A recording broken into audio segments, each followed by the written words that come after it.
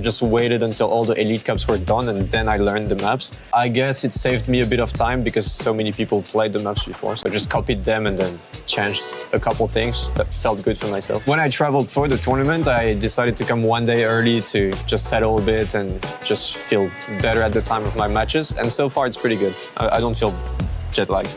I practice a lot for events. I've seen my pace compared to the players throughout the years. It was way easier for me to dominate in 2013 than it is today, like even in 2020 compared to today. It's more about keep on trying to challenge myself and trying to still prove that I can beat the best, even though they might be more hungry than me. That's tough for me. I'm struggling with that. During the tournament, I don't think we ever believed that we would win. Yeah, true. We always believed we could. I think we started to believe in the middle of the match when we're actually playing really good. Yeah. They were not playing at their best. And But we were in the flow state. Yeah, you had the momentum. Yeah, we played really good. All the We had clutch everything. rounds, you Yeah. guys clutched. And I think what made us good is we clutched, and also Otak was way more consistent than me. Yeah. And I was able to push some surprisingly good times on some maps and save some rounds. GeForce, I'll always remember. And tubes.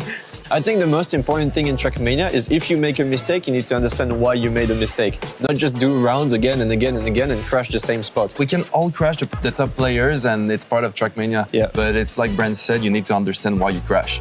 If I crash in the first 2 secs because my brain is not working properly, okay. Yeah. If I crash 3 times in a row because my grass slide doesn't work, it's a different story. Yeah. So if you always crash at the same place, go on a porn map.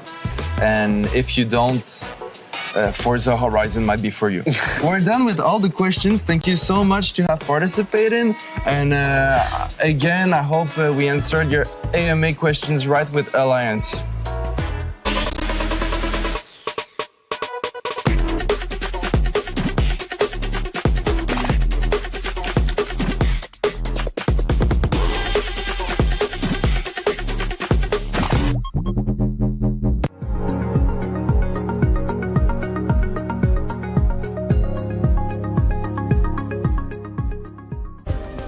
Play is in our DNA. Whenever we let it out, it becomes our superpower. Now imagine an entire city being built to supercharge it. Kadir City, powered by Play.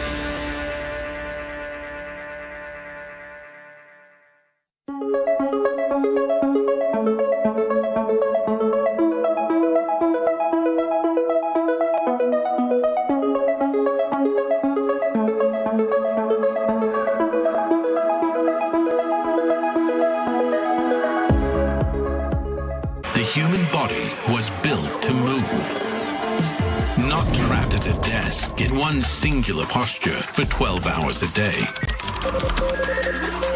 It's time your chair evolved. This is Secret Lab Titan Evo. Ergonomically engineered for you, gamers, hybrid workers, artists, backing your every move.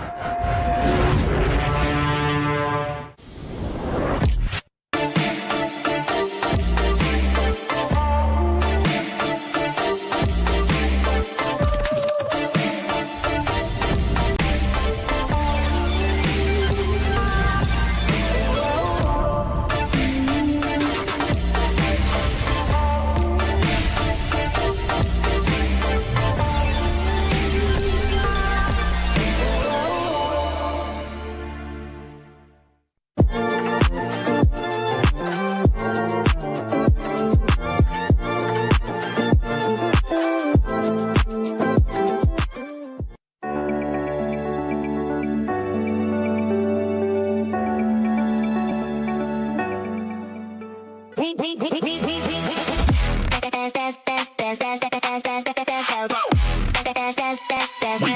Esports World Cup.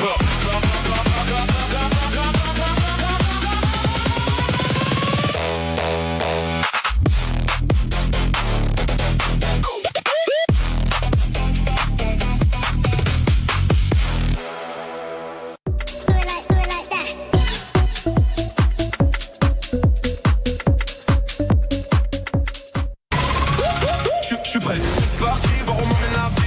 Chrome sur mon green, tu m'entends quand je respire. Top le veston, jamais film, trop de pas big plan, j'ai fait changer toute la piste. Regarde ma pêche, pour ce page à dire. Je coupe la line, laisse la qui laisse frémir. Nouvelle état, new name, toujours fluide dans le move. Main en l'air quand je rentre dans le groove. Garde ce regard, je suis déjà posé. Deux pas je tourne, glace dans mes yeux figés. Vite encore, puis je prends tout ce qui est à moi. Trop vite, trop fort.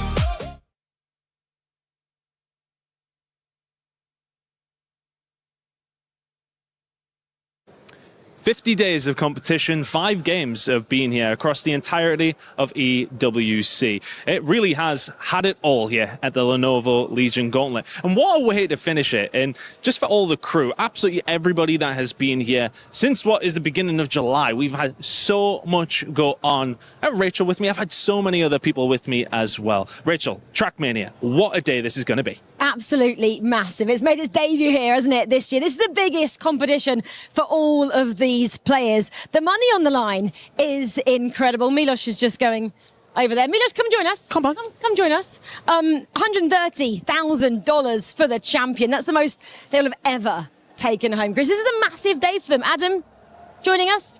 Yeah, he's on his phone as per usual. But yes, it's been absolutely incredible all the way through. I mean, we started here with Dota 2. We then had MLBB. We had Honor of Kings, Rainbow Six Siege, and finishing up with Trackmania has been so much fun. And what's even more so today, the club championship is all going to be decided here as well, Rachel. It's going to be an insane day on the Lenovo Legion Gauntlet. I mean, that's adding the pressure, isn't it? For a lot of these players in Trackmania who have never even competed at LAN before, the pressure on not just themselves, but for the clubs they're representing for this club championship. Like you just said, I'm getting nervous. These guys have got to introduce them. They'll be getting a little bit nervous. No, they won't, because they're absolute professionals. And these three up here, look at the team. Look at the boys. Woo! Nice to see everybody not just matching exactly like they were on our very first final day, but this is going to be extremely special. The biggest day in Trackmania history starts right now.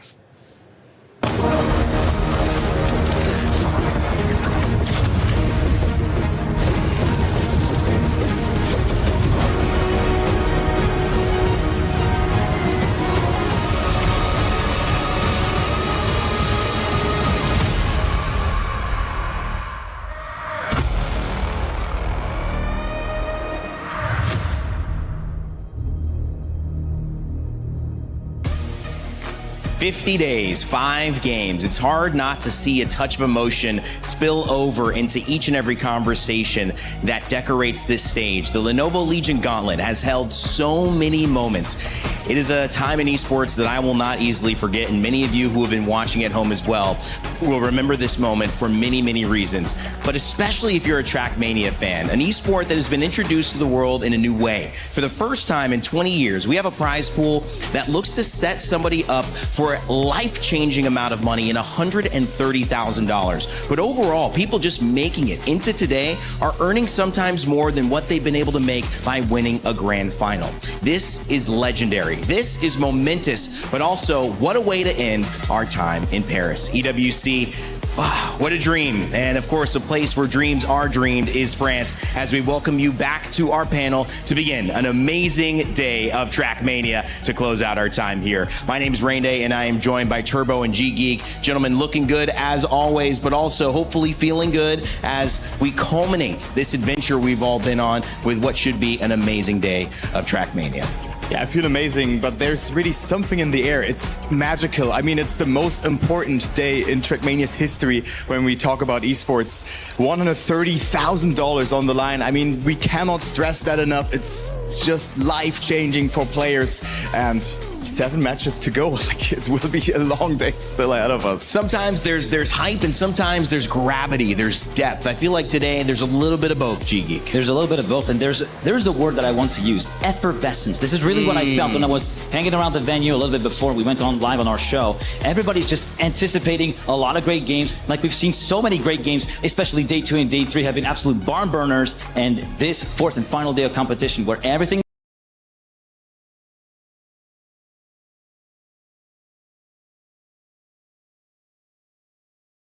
is on the line, including the club championship. This is going to be one heck of a show. He's absolutely right. Not only are we giving away a moment in history for the winner of Trackmania, but they may do something historic for their club as well. Let's bring you to our STC Rewind to show you how we got here. Because getting to this moment, it was anything but easy for these racers. We had upsets, we had emotional turmoil turned into triumph on the other side of it. Speaking of Josh, who's now finally made it into the 16s, his family here ready to support. You look at Paco's family, his sister, his father in the stands as well, rooting. So many different names that, yes, are marquee, but maybe not the Carl Jr.'s.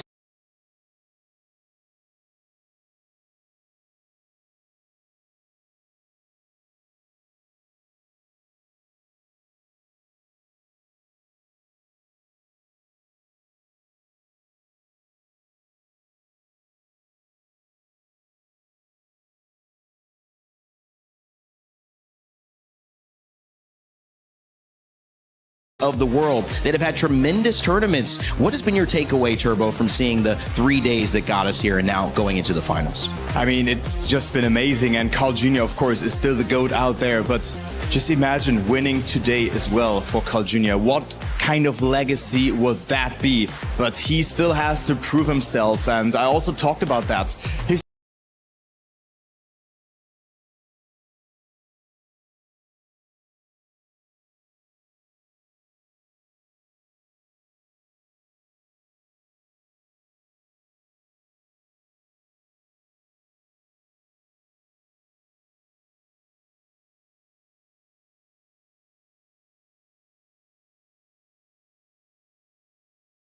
armor was not cracked. He did not feel affected by the performance, by the incredible pace from Neon. But we're gonna see him play him against him again. So this will be something to look out for. And Pack is also in the match, also one of the best players out there, and then Otak as well. But I'm getting ahead of myself. But the main takeaway is just it's overwhelming, it's astounding, it's just amazing, really. It's great to see G-Geek. I mean, Carl Jr., Neon, Pack, the stories are endless. Yeah, the stories are absolutely endless. You were mentioning Neon, the 17-year-old kid, turned 17 the week before competition, showed up in a very strong way already in day number 1 with a great recovery, but then absolutely set the timesheets and social media ablaze with his performance during day 2, not getting away from Carl Jr. by less than 10 points.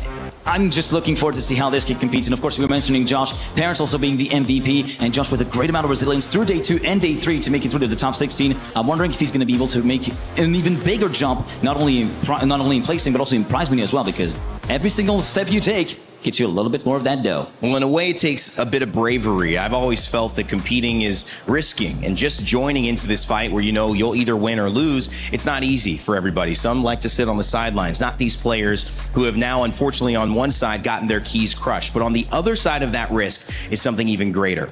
$7 million on the line for the winner of the club championship, and it comes down to today. Whether it's in Fortnite, whether it's in Trackmania, we will be deciding very likely the club champion winner, whether it will be Falcons back-to-back-to-back or it will be AGAL. This stage holds the key to what could be a legacy for an organization for years and years to come. And we've got Chris Tunn standing by with an update. Down the Gadia City grinning, it is all going on here today. We got Fortnite. Lauren, look, I'm going to be checking in with you all day because so many important things going on in the club championship here today, here in Fortnite. Yeah, and the fact that it's kind of down to us two as the two deciding games. A lot of yapping. We're going to be talking a lot here today, but we're 5 matches in on our match point finals here today. The way that works is the threshold is set 350 points. The team has to hit that, then they have to get a victory royale. That's how they win. If no one does that, there's a max set of 15 matches on the day, so it could go long or it could go short. But right now, we've got Aurora Gaming at the top of our leaderboard, and I know they haven't been in our discussion for the tippy top of the CC leaderboard side of things. However, they were 10th heading into Fortnite, and just for context, if they win, they get those 1,000 points. That puts them ties for 4th. 10th place right now is $650,000. 4th place is $3 million. So this could be massive for Aurora Gaming. Falcons obviously in here as well. Vitality in here as well. AGAL in here as well. All a little bit slower starts today, although Falcons were able to get 1 win so far on the board. Okay, well, we'll be keeping it up. We just coined it off camera, Club Championship Saturday. That's what we're locking in on today. Plenty of chats will run over the course today. Guys, back to you. Thank you, Chris Dunn there. We'll show you our Aramco Club Championship leaderboard, which has been keeping us up to date with all of the adjustments. And the thing they mentioned, Aurora Gaming, yeah, that's pretty vital because you look at 1,000 points. Obviously, they've got some that you would think are here, but no, it's basically a group of 20 or so. So 1,000 points here, going from 20th, where you don't get any, to winning, would put them in a position to tie Nada Spencer. That is incredible. She's right. That's millions of dollars. That is a great secondary subplot going on, but Turbo, it's really Falcons and AGAL, and these matches, even in our 16s, are going to show us head-to-head what that's going to look like. AGAL has still 2 players in the racing with Binks and Gwen, and I also talked to the manager before that. He was so nervous, really. He was so nervous because there's just so much on the line. The $3 million gap between first and second. But Vitality, they are theoretically also not out on it. I think they have a 0.4% chance. Right? I mean, what do you got to do to get a 0.4% chance? It's even lower than that, 0.04. After does somebody have to trip and fall on the ground or something? Like spill a cup of coffee? Like what makes it such a decimal point? We're going to leave the people in doing the math behind the scenes to do that, because there's one rule that you stick to on broadcast. You try not to do math live. Exactly. That's what I always say when I cast, when I'm an expert. You don't do math on stream. Do not do math. You will. Yeah, I mean, it is always funny. But you look at that moment, it's going to be for someone in Trackmania. It's also going to be a moment for somebody potentially in the club championship, either Falcons or AGAL. So much on the line today. I cannot wait. You can tell there's a depth to this. I really, really want you guys to know that in this moment, for some esports, this is like we got another one 2 months later. In Trackmania, I mean, this is legendary. It's historic. And this amount of money, $500,000 for these players, it is life-changing for them. And you can see our tournament bracket right there. We'll lead you into the schedule of how this is going to show up.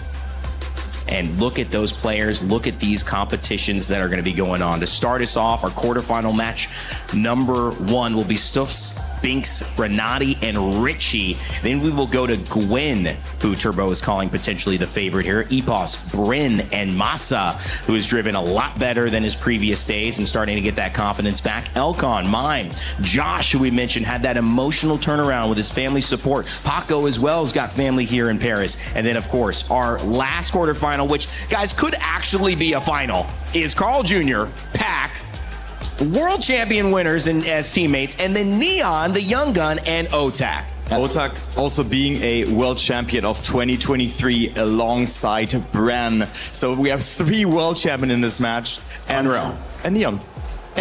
Who is playing maybe better than all of them. Yeah, who absolutely, as we said, absolutely floored everybody, including myself. I was up there on the desk watching the match live, cross-legged in front of the screen, and at every single world record just pounding the ground saying, who is this kid? I remember I was watching it backstage in the green room. We were like, another world record, another world record. We couldn't believe our eyes. That was just amazing. But also, Josh, it's, I think, my most favorite storyline of the whole tournament so far, because he was facing elimination. He played that route against Lingo. It was a double final situation, and he was getting through, backs against the wall, and then played the match of his life yesterday. He won against Otak. He was fantastic. All right, if you think you know who's going to win, and that is very hard to pick right now, it's anybody's race today. Make sure to get your pick'ems in. You can earn your share of $300,000 of prizing, move on up the leaderboard, and of course brag to your friends. Let us know that you were right, or maybe that you predicted something that nobody else saw. Tuning in, let's switch gears to our very first group of the day, our first quarterfinal. Of course, in Trackmania, we've got 4 players in a quarterfinal, so there's actually still 16 teams left, but they're all going to only advance 2. 2 keys crushed every single match. from now on. And stuff Spinks, Grenady, and Richie.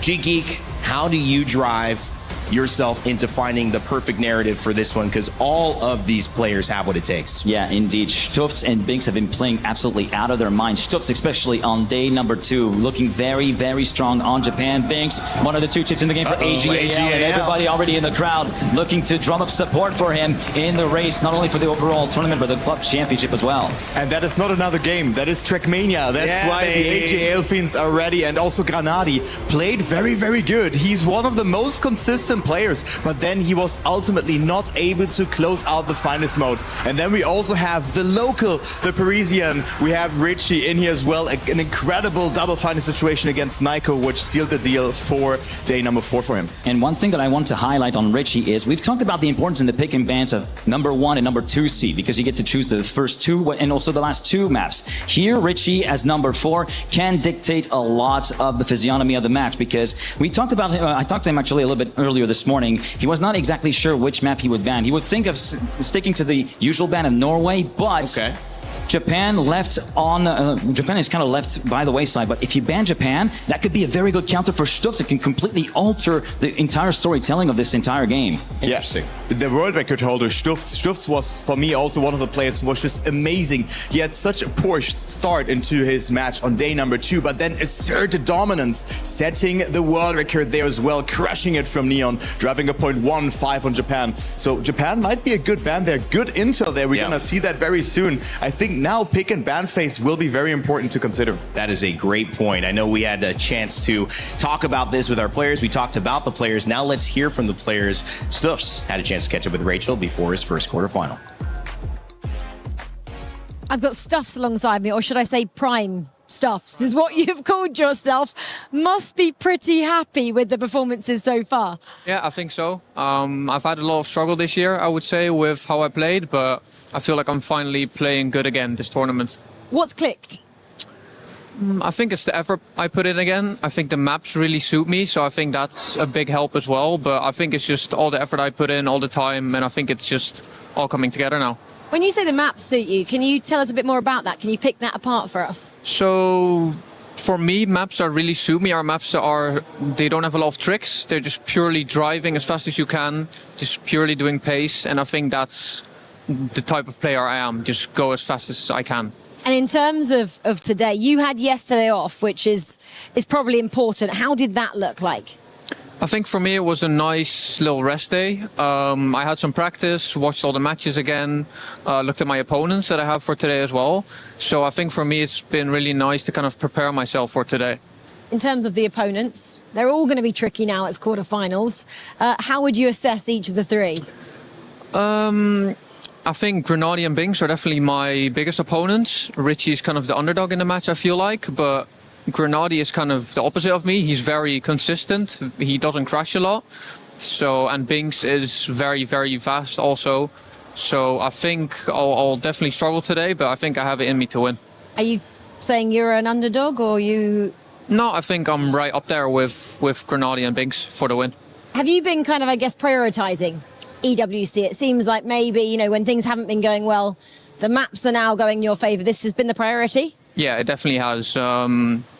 I skipped Red Bull Faster, which was another Trackmania event for this, which people kind of doubted at first, I'll be honest. But I think the sacrifice, putting everything into this is definitely worth it for me. Quarterfinalist, let's go. Prime Stuffs is back and he's ready. That's Prime Stuffs right there. I like it, Rachel. Thanks for the insight. And skipping Red Bull Faster, but also having the chance to prepare and focus only on this. G-Geek, I'll start with you as well. You mentioned some of the physiognomy of this matchup that could change as a result of it. How does Stuffs fare if Japan does get banned? How well do you think he could still go about this? Well, he could still very much trade blows with Binks on Poland, as we saw during day number 2. But Japan has been especially strong, and he had nobody could really answer his pace and the consistency that he showed. So having a Japan ban early on could definitely blow the door wide open for a second place fight between Granadi and Stutz, and Richie also could have a little bit of a spoiler world to play as well, Kai. Richie was also really good on that map, that is for sure. But I think Stutz in this match, for me, is a very complete player. It's not prime Stutz, he's just exceeding his previous prime. But just like he defined himself after that break. I mean, he played Fortnite professionally, took a break, and then came back playing this game. He was a former teammate of Wizzy. Also quite poetic that they're in rival teams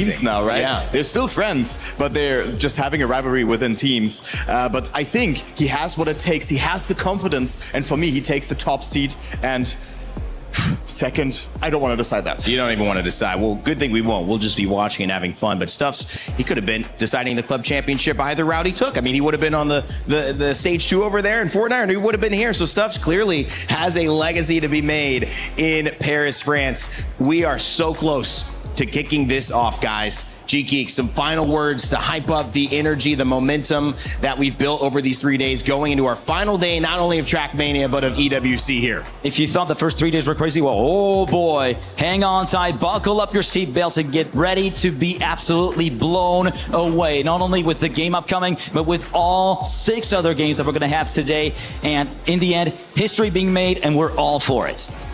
Look in the background. Look how many people are here. It's absolutely amazing. Oh, so many people already in the crowd. We're back. Make some noise. What's up? You adore to see that. What's up, Trackmania? Wow. We love that you're here. We love that you're ready. This is a moment that you want to say, I was there for, because you could see in Paris, there's something a little bit special. The magic has landed in this beautiful land of architecture, of art, of dreams, and it has now graced our stage of the Lenovo Legion Gauntlet one last time. Whether it is Stuffs, or whether it's Spinks, Granadi, or Richie, or whether we go down the line into Carl Jr., Neon, Pack, and Otak, there is a player in every single race that could determine the fate, not just of this $500,000 prize pool, but of the $7 million prize pool for the club champion and the one who raises the trophy here at EWC. You gotta put it all on the line, and we're about to get ready to let the field loose and go racing all the way to the line here, Kai. And as you look to get those engines started, we here at the Gauntlet, well, we don't get to decide. We are simply a witness to this incredible opportunity. How lucky we are to be here in France. For one last time, let's begin your show here at the Lenovo Legion Gauntlet.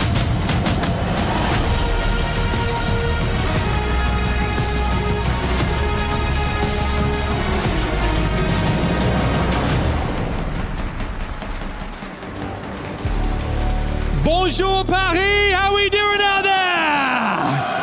Oh, you sound so magnifique, glorious. You rejoin us here on our fabulous Trackmania stage here at the Esports World Cup. It's good to see you here. It is Championship Saturday, all to play for. One more time, Paris, let the world hear you roar! We're ready, we're so ready for this. We started this competition with 32 players. We're now down to 16 at the end of the quarterfinals, down to 8, and only 8 races go through the semis, and then only one today will be your first ever EWC Trackmania victor. It's all on the line here. The pressure is peak, the margins microscopic, and you got a front row seat. My name is Adam Savage, and this racy little so-and-so is the fabulous Milos. It's always a pleasure to be by your side, Adam, especially when we are at a historic moment. As you mentioned, this is Trackmania's first ever appearance at the Esports World Cup, and this plucky game is probably going to be the one that decides who wins the club championship. 3 teams, Vitality, AGL, and Team Falcons, fighting it out, point after point, to see who can take it all by the end of today. However, the day has to start somehow, and it goes on with our quarterfinals. Please join me in welcoming our first 4 players to the stage. Greats in their own way for game number 1. Stuffs, Granadi, Richie, and Biggs. The crowd are besotted with what's about to take place here in Paris. We've got ourselves 4 mean, lean racers, all eager to stake their claim on the semi-final. 2 will progress, 2 will have their keys crushed. It all comes down to this. Take a look at this and get yourselves ready.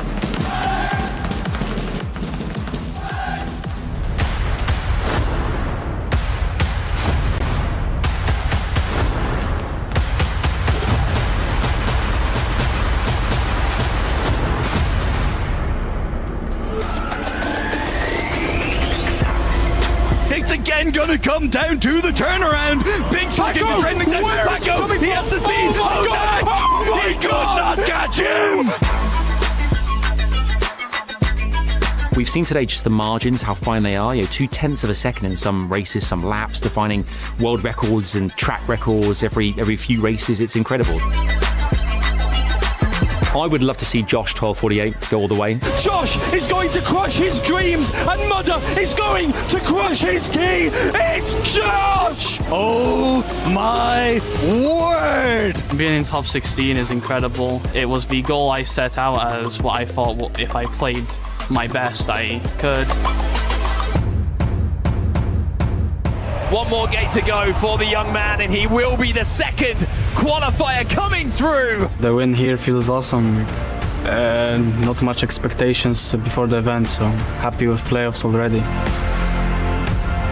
It just goes to show the kind of the bigger picture of esports, and it's not just about the players, but about the kind of like the celebrations across, everyone that they know, and what it can mean to them as well as people. Massa and Grenadi will stay alive in this tournament. I need to step it up, and I need to stop disappointing myself and also other people. You can really feel it's bigger than just competition. It's become more of like a family and friendship. Looking over their shoulders, thinking, who do I have to really worry about here? Who's in my group? Who could be, a real competitor going into that kind of final? We're going to see tomorrow, the grand final. For now, I just try to celebrate the fact that I'm going through to the top 16.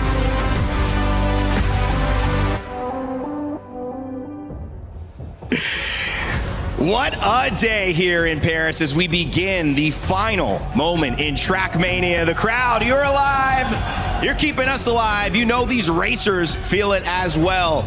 And whether Grenadi using the wheel or whether Richie bringing the experience to this matchup, no one knows what is going to happen from now on until the final round that we'll see later this evening. But Kai, this is the moment that these players have been working so hard for. This is the day we've all been waiting for, not only the players, but also we as the spectators. And take a look onto the band face as well. Norway being the first band from Richie. What can you say about that, Geek? That was the expected band that he was expected to go with. He left Japan open, and what do you know, right on cue, speaking Japan as the opener, we might be set already off to the races. Also Grenadi banning South Korea, banning it in every of his matches. And then we have Japan, pick number 1, Canada, Saudi Arabia being picked up by Grenadi there. And then Hungary and Poland will be map number 5, everybody. The decider. And one keynote to actually point out, Canada picked by Binks. Binks has not played this map yet, so it will be very interesting to see how he stacks up against the rest of these competitors. I agree, great pace there is needed on this particular map, and the crowd is getting ready.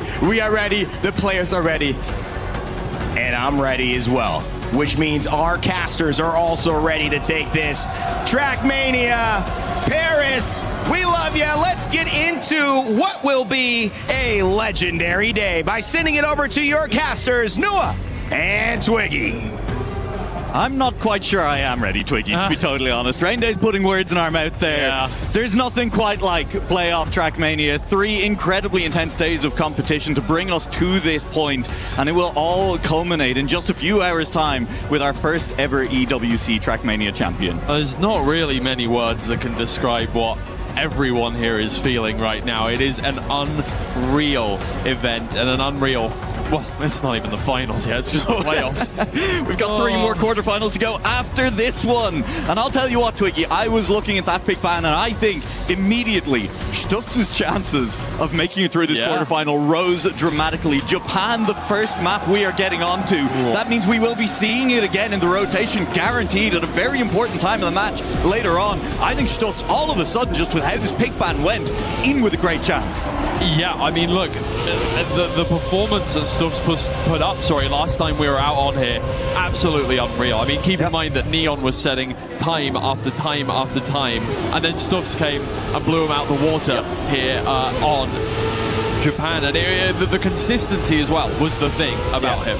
Now, unfortunately, Stuff has crashed the first round of the match on Japan here. Is now down by about 7/10 on the other racers, but it is a serious battle up front between Binks and Grenady for that first 10 points. Those sweet, sweet points. You love to get a first place, of course, in these matches. It is so far ahead of what you get for second, and it really can be match deciding. Just picking up a couple more first places at key times over your opponents can make all the difference. Well then, some people, which I'm sure are going to be very happy right now in the crowd, the AGAL fans, Binks out in first place, and of course the club championship is probably going to be decided by Trackmania. So if Binks keeps doing well, people are going to be very happy, and that's a good start, taking a lot of speed through the identity of Japan and coming home to a first place. Richie nearly catching Grenady at the end there, but as you said, the AGAL fans don't care about that. They're just celebrating seeing Binks win round 1 here in our first quarterfinal of the day. That's a big 10 points. Disappointing first round for Stuff. It's only picking up 3, coming home in 4th place. It was an early mistake. We'll see if he can get out in front this time. Exactly, he's going to have to make up for it in the other rounds, and that's not a good start. Another clip right at the beginning of the map means that he will not have a chance to catch up, barring any massive mistakes from anybody in front. We'll see if any of those mistakes do come through, but even then he's almost definitely out of the running for that first place in this round. He said it himself at the start of this match. We saw the interview with Rachel. Grenady, a player who is known, he is consistent, he has that experience, and he's not going to let many mistakes go unpunished, you feel, in this match. At the moment, no mistakes from any of the other 3 drivers. Richie battling wheel to wheel with Grenady front, Binks just behind the pair of them at the moment. Grenady edging out a lead as we head towards this identity. Releases coming through. It's all about your release timings here. How much speed can you carry on out of it as well? And Grenady doing a wonderful job. Binks as well. Both of them pull away from Richie. Binks was ahead of Grenady at this point in the last round, and he does pull ahead, but Grenady will have more exit speed coming out of that section. It is really neck and neck. Who is going to take more speed through the identity? Who's going to be braver? Who is going to try to push their limits? Binks has more speed, but it's not close to enough. Grenady crosses the line first, and in procession, 400ths behind. Binks is going to have to settle for 6. This is going to be a tight battle between these two. What I will say for Stuff, the one positive maybe after 2 rounds where he has come 4th place on a map that he has looked so good on, is that the times from our other drivers are not yet incredibly impressive. You can see it in your top left of your screen right there. Stuff with the 1:15.151 does have the tournament record on this track, and nobody else's time in the first couple of rounds really looking to push that just yet. If Stuff can slow down with these mistakes, stop making mistakes early in the track, he still has a chance when we wrap back around to this map later on. But right now it is looking like a poor start on Japan for Stuff. 3 rounds, 3 crashes. On the flip that time, catching his car on the edge and, well, I mean, completely stopping all of his momentum. This is not the start that he will want here on Japan. He's going to have to really try, well, just to make it back to Japan at a certain point. If Binks and Grenady continue to run away with things, we have seen incredibly short series. We really have. Richie just not able to keep up through the middle sector of the track. Both of these other drivers overtaking him, even though he held the lead earlier on. Has managed to catch back up to Grenady now. It's Binks out with a clear lead. A little bit of daylight behind him, and it's all about bravery through Japan. How close do you cut it? How much speed do you carry through these gates? Right now, Grenady carrying more than Richie, and he will carry that all the way to the finish line. Will take a 2nd place, but it is Binks picking up his 2nd first place of the match, moving to 26 points. Really does feel like it's the Binks and Grenady show right now. Maybe if you asked anybody before the event who would come out on top in this lineup, probably you would get the answer of Binks and Grenadi, but the way these players have been playing over the course of the whole tournament, it was always going to be up in the air here on the server, and this time around, once again, Stuffed off to a good start. The best Something's gone wrong for him every single round so far. It has, but this is by far the best start we've seen from Stuffed on this map, and he is already 2/10 ahead of anyone else, looking incredibly quick, and this would be a settler. This would help him ease his way back into the match if he can get that one good round on Japan before we leave it behind. He's got a lead of several tenths right now. That's a nice start to have here on Japan, where by breaking as little as you can here, place where you're not going to be breaking here in this section, and Binks again taking a lot of speed out of it. It's not nearly enough to catch up to Stuffed, however, and into the identity. How quickly can he get through this one? This is exactly what Stuffed will have wanted over the course of the rest of Japan, and it's absolutely brilliant. It is flawless, and it's a new world record from Stuffed. I said it. Did I not say it, Twiggy, that nobody else's times looked like they were as quick as Stuffed's potential was on that track in this match? And unfortunately for Stuffed, that is our final round on Japan for the time being. But I will maintain what I said at the beginning. We will be wrapping back around to that map later at a very pivotal time in the match as we start to approach finals for the first time. Stuffed remains a threat if he can keep himself in position heading through the rest of the match. But for now, we'll leave Japan behind. We are heading to Canada. Oh, that is unfortunate for Stuffed. It's bittersweet leaving Japan behind right as you got a world record. 3 very disappointing rounds, but at the very least that's going to gain you some confidence, and hey, he's played all the rest of the maps as well. Yeah. So it's not like he can't do the same elsewhere, whether or not he's as confident and as quick, happy to do so. Yeah, I mean, speed, that's the key here, right? Can Stuffed actually get pace like that on another map is key, and well, can he get consistent as well on these other maps, because it is mistakes that have cost him so far. Grenadi looking very solid so far, maybe just losing out on pace in that final round, but has been there, and Binks in particular looking quick, looking threatening in this match. It is all 4 drivers off the line cleanly. This uphill, any mistakes to be made? Not this time around. We still have 4 drivers out on track. Yeah, now we're in the playoffs. It does really feel like another echelon has been reached here by the players, and nobody is slowing down for anything, nobody taking safe lines, and yet still relatively flawless. I mean, the mistakes that we've seen from Stuffed, one of them I wouldn't even call a massive mistake. It was more just unlucky. And, well, with Ricci down by 3/10, that is definitely still catchable. It's all going to come down to the identity here. Grenadi and Binks right behind, and then Stuffed's coming in, flying through the identity. May just get an overtake on 1. Can he get an overtake on 2? It's Grenadi over the line first, but Stuffed gets the overtake onto Binks. This is what we expect to see from playoff Trackmania, Twiggy, is consistency starts to become a little bit less of a factor the deeper we go into a tournament, because the players who make it to the end of a tournament are the players who have not been crashing, and so pace really does start to become the defining feature of these matches. How quick can you get around this track? How hard can you push the times that you have been practicing before the tournament even begins? And right there, Stuffed showing incredible pace at the end, managing to overtake on that final corner down through the identity, starting off well in this second round on Canada 2. So Ricci, who starts off well on the uphill there, getting a lot of speed. Oh but dear.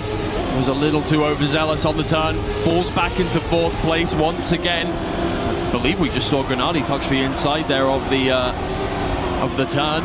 He'll fall back. Stuffed and Binks now, the 2 players looking for first place, and Stuffed has definitely gained some confidence from that round on Japan. He's looking very good here on Germany as well. Out in first for the identity, and oh dear, that's Stuffed. He's gone. He's crashed on the inside. Binks will return the favor of that overtake from the first round. This time, though, it's for a first place. Grenadi ultimately takes second as Stuffed falls all the way down to 4th place, and that is his most costly mistake in the match yet. Dropping from 1st to 4th is a huge swing in the points.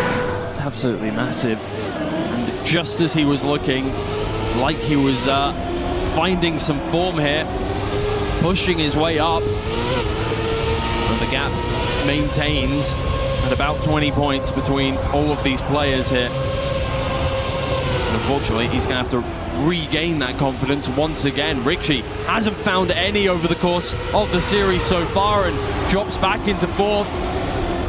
for a third time here on Canada. Yeah, tough go of it for Rich at the moment. Hasn't fallen all that far away from Stufts on the leaderboard, but both of them starting to trail Grenadier and Binks by margins that are starting to feel a little bit untenable. Need to start closing that gap soon if you can. Stufts got a nice overtake on Binks through the identity in the first round here on Canada. In position to maybe go for it again, but Grenadier starting to extend that lead to the point where it does not feel like he can be caught as long as he doesn't send it into a pole. He sends it into a pole. That will be Grenadier caught. It's Binks looking for a win, but Stufts will snipe. This time it's for first, and that is a full 10 points for the Dutchman. This time it's him capitalizing off of the mistakes of others. And some good speed at the end gets him another overtake onto Binks. It's unfortunate there for Grenadier. Not the place you want that to happen whatsoever. After, he'd been staking his claim on this game. He has given up that lead now to Binks. 2 points ahead. Not all that much. Just yet. Still plenty of time for those leads to grow. We are moving towards the 140-point limit in this match. Once you get there, these players will be looking to lock in their finalist mode by winning a round once they've reached 140 points. That's what it takes to move on. So not just consistency, but the ability to actually win a round in the clutch when it matters as well. And Stufts, well, he's having a little bit of a tough time clutching things out at the moment. When he's been developing these leads, he is making these small errors that are costing him. It's not all that much of a cost this time around. He is still sitting in second place, but it was a clear first place for much of the track. It's an incredibly close round, this one. Everybody within 2/10 of each other as we go around the final corner. Grenadier takes it perfectly. He's got a lot of speed. He should be absolutely fine with his line through there, and it is Binks over the line. And Richie, I think, misses that final checkpoint. Yeah, he did ultimately get across the line. I could see it there on Grenadier's screen. That 3 points pop up. It will not be a DNF for Richie in that one, but a little bit unfortunate in a round where he was finally at least putting together a run. He still wasn't really challenging for first place, but was within a couple of tenths. Richie crashing at the finish line. You don't love to see it. I'll tell you what I do love to see coming down the pipeline though, Twiggy. You know what I love to see coming down the pipeline? What's that? Saudi Arabia. This map has been an awful lot of fun so far. Yes, indeed. I mean, it has had such a rate of DNFs and so much drama at that final jump. We've seen players push and push and push for more time through it by going lower or by tilting their car even further, which has just caused more and more crashes. Yeah, it really has. It's that final jump in particular, right? When you are aiming for that small gap, you have to time your releases perfectly. And as the adrenaline kicks in on the stage, as the nerves hit here on finals day in particular, I am going to see, I'm guaranteeing it now, there will be crashes here on Saudi Arabia, and it is a map we have seen a lot of as well. Not a lot of players remaining in the top 16 who will ban this one away. No, not at all. And we did see towards the end of those decider games that players were kind of going, I'm not really sure I want to risk this. Not really sure I want to put up what could be, 80 points in a series on a map where 25% of the time I'm not finishing the map. Yeah, it can get a little bit scary. At least this time around it's a little bit later, but we could see some decisive finals rounds here yet, Twiggy, in this match. We'll have to wait and see. That's a long way in the future. I'm not going to guarantee that one. I'm just guaranteeing the crashes. That's all I can give you for sure. But right now, who hasn't crashed? Richie, looking for a good finish for the first time in a little while in this match. Stufts, though, is perfect. Look at the speed he gains, hits the boost button towards the finish line. That is a great round from Stufts, who picks up 10. Richie, with a PB on Saudi Arabia as well, is going to finally get a second place. It's big for them. It's exactly what they need. As the gap to Grenadier and Binks slows and narrows down just a little bit. Richie. Just only a little bit, let's be clear. It's going to take a couple more rounds like that, except for Stufts, who really has been staying close to them at the very least. Exactly. Richie still trailing by just under 30 points, but Stufts getting a lot closer. Yeah. A few more rounds like that. Yeah. Be absolutely perfect, but Grenadier and Binks. Not liable to let that happen. I mean, beautifully low jumps from both Grenadier and Binks send them further into the lead. I thought too low from Grenadier. I thought he was going to clip on the way through, but judged to perfection. The wheelman himself pretty good on precision, as it turns out. That wheel helping him out as he is now through into the lead of the race. Stuft's pressuring Binks behind Grenady, looking maybe for an overtake in the jump here. All about bravery as we head through it, although Grenady has hit a wall. Grenady has lost position, so Stuft inherits the lead. He's in first place. Is he able to get it as clean as he was the first time around? Is Binks making it? He's not. Stuft will take first. It's clean and he's through. Richie will take second again. Grenady nearly caught him, and Binks will settle for fourth, and so it's nearly exactly the same finishing position as we had in the previous round, just a slightly more unconventional method of reaching that finishing. Yeah, and Stuft has done it. He's up there on 60 with the two leaders for the time being. The AGAL fans in the crowd are going to start to sweat a little bit now. They've gone a bit quiet. It was a real good start from Binks, and it's dwindling slowly, but we're not even halfway done yet, so plenty of time yet to regain some form.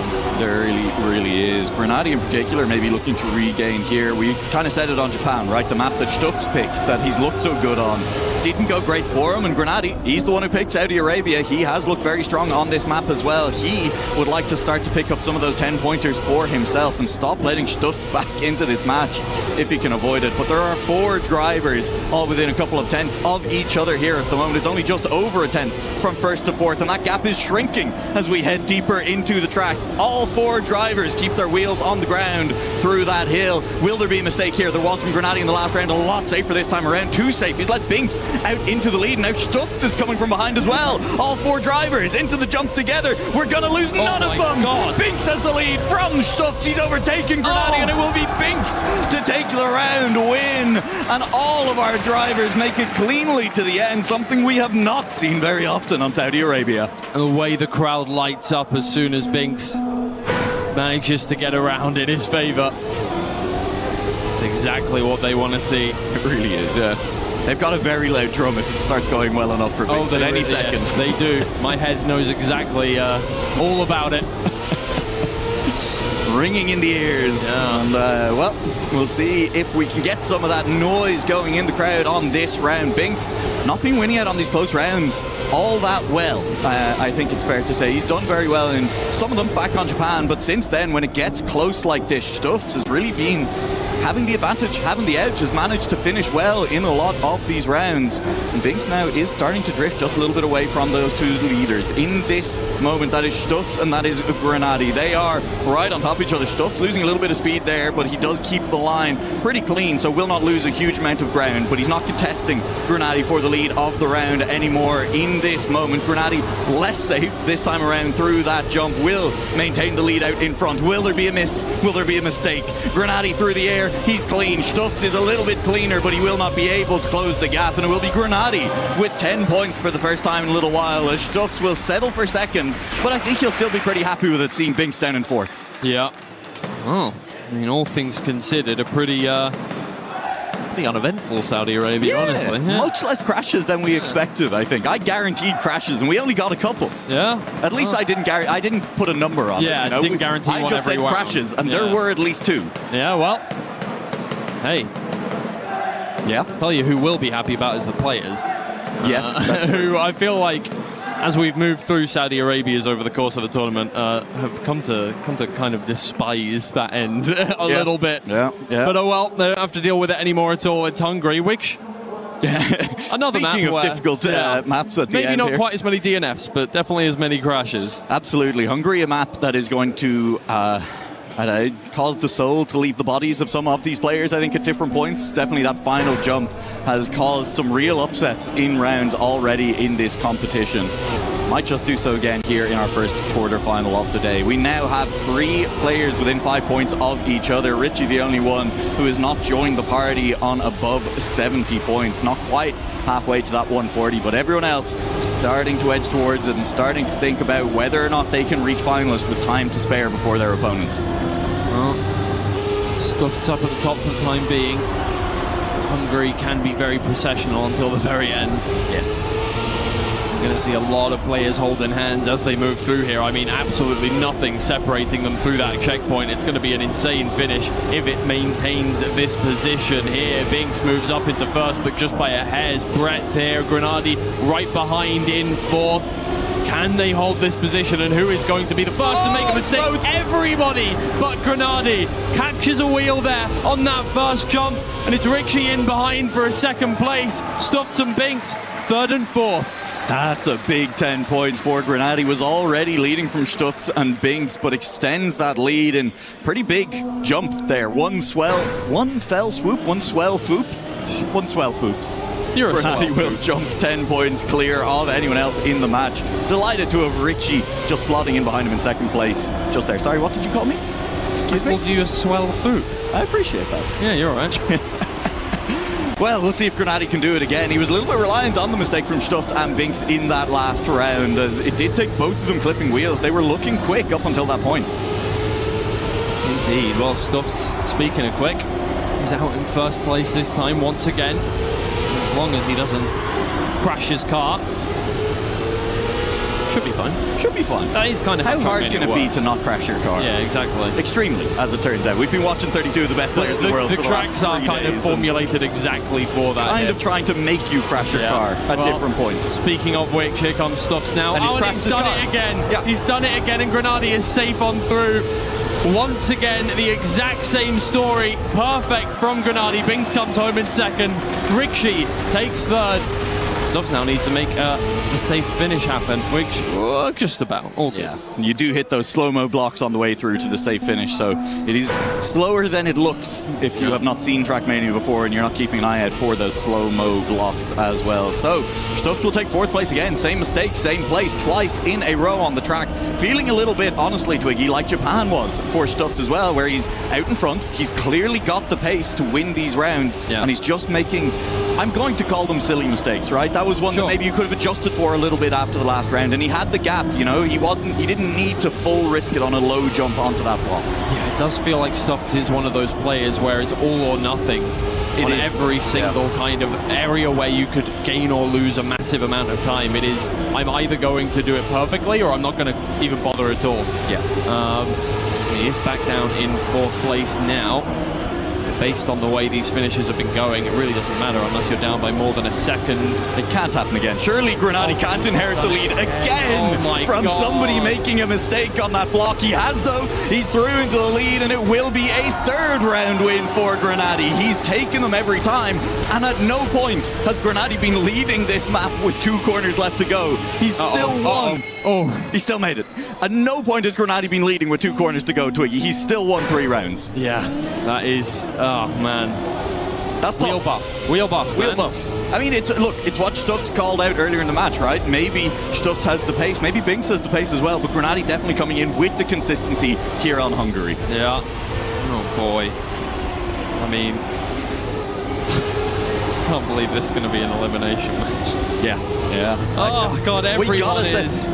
Every match today, Twiggy, we will have to send 2 players home, and I don't like that. I don't like that at all. Can we start I don't know, brand new losers bracket? Yeah, let's make a double elim right now. Right absolutely. Now. Come on, we need more Trackmania. We definitely have the authority. I don't want to say goodbye to anyone else. Richie. How do you feel about saying goodbye to Richie in this round? Hey, well, Grenady's in first place. He's never been in first place on Hungary here. That's true. Maybe it's not Grenady inheriting the win. It's just whoever is in second. Let's wait and see. Grenady onto this platform will not make a mistake. See, that's how you do it, boys. You just have to make sure you get clear. Grenady, though, a little bit slower than Binks. I don't think there's enough track left. There won't be. A perfect map for the player from Big. Grenady will pick up 40 points at genuinely a great time. I mean, what a time to have a perfect map, Twiggy, right? Now on 119 points, jumping from 89 all the way up there, and now he's only 2-3 rounds, well, not 2, but 3 or 4 rounds, shall we say, away from finalists, potentially. Well, indeed. We're going to move to Poland now. I don't recall how well Grenady did on Poland last time we saw him on this map, actually. Have we seen Grenady? We almost definitely have. Don't ask me. I mean, that's unfair, don't surely. Ask me. Oh my God. Don't make me do my job.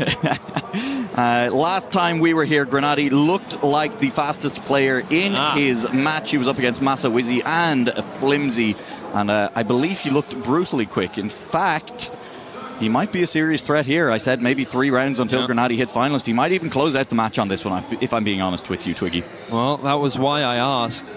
Very much possible now that Grenady can take it away here, and it would be that scrap for second place that we've seen so many times. over the course. Oh man, well, it won't happen this round. It won't happen this round. I was just pointing out to Twiggy here that Grenady, one of the few players in the competition who does have a PB on this map that is below 109. He is in 108.9 range along with Gwen. Not quite alongside Massa, who on the offline version of this map does it to 108.8. But here we go again. Stuffed is quick. He's out to a couple of tenths lead. It's shrunken already. It's now half a tenth of a lead. Can he hold on to it though? As long as he doesn't make any mistakes, he might be in with a chance to win it. And with Grenady having jumped up so close to the 140 already, for Stuffs and Binks, it's starting already, I would say, to kind of be do or die time. There are only 2 slots available in the semi-finals. That's a great jump from Binks, and he'll move up into first place, and it's safe through the water, but not for Stuffs. Clips a wheel, falls all the way back. Maybe Grenady can scrounge together a few points out of this one, but it's Binks and Richie who are in first and second unscathed, and Binks can play it as safe as he wants through to the finish line. Richie right behind, but Binks is the second player past 100. Oh, it was close at the back. Stuff still holds off Grenady, but Grenady, look, he's on 122. Ultimately, even if he'd won 2 rounds, look, if he'd won 2 rounds in a row, he still would have been on 139 points. So now Grenady can win 2 rounds in a row. He just needed to get a finish in at some point, and he was feeling okay about how things are. The map positioning still, or the match positioning, I should say, that was points overall, still looking very, very good for Grenady. Maybe looking a little less good for Stuffs after that round, as Binks has also hit triple-digit points. Yeah, exactly. It is very much a nice thing to see as a player, as you are within 40 of getting finalist, though of course we've had many victims of finalist mode. Yes, we have already. There's no guarantees. 95% of your performance might just not matter whatsoever. You've got to get that first place in the end. Right now, Stuff's doing a good job trying to claw back some of these points here. Binks right behind. Let's see through the water. Stuff's playing it a little more safe, and that has lost him out on a little bit of speed. Binks comes flying through. Can he make anything happen here in the identity? It looks like it. Way lower, way more risky, and way more speed. Stuff's fighting back, but it's too little too late. No, it isn't. He's got him. He's got him at the finish line. Wow, Binks got a little bit wobbly at the end there. He did all the work he needed to, and it was frankly a couple of the easier jumps left in this identity. He really had made the push that he needed to, but he just couldn't hold the speed he came in with. And so Stuff's allowed back through in first place, and that is a lifeline, frankly, thrown from Binks to Stuff's in this match. Oh, that changes things.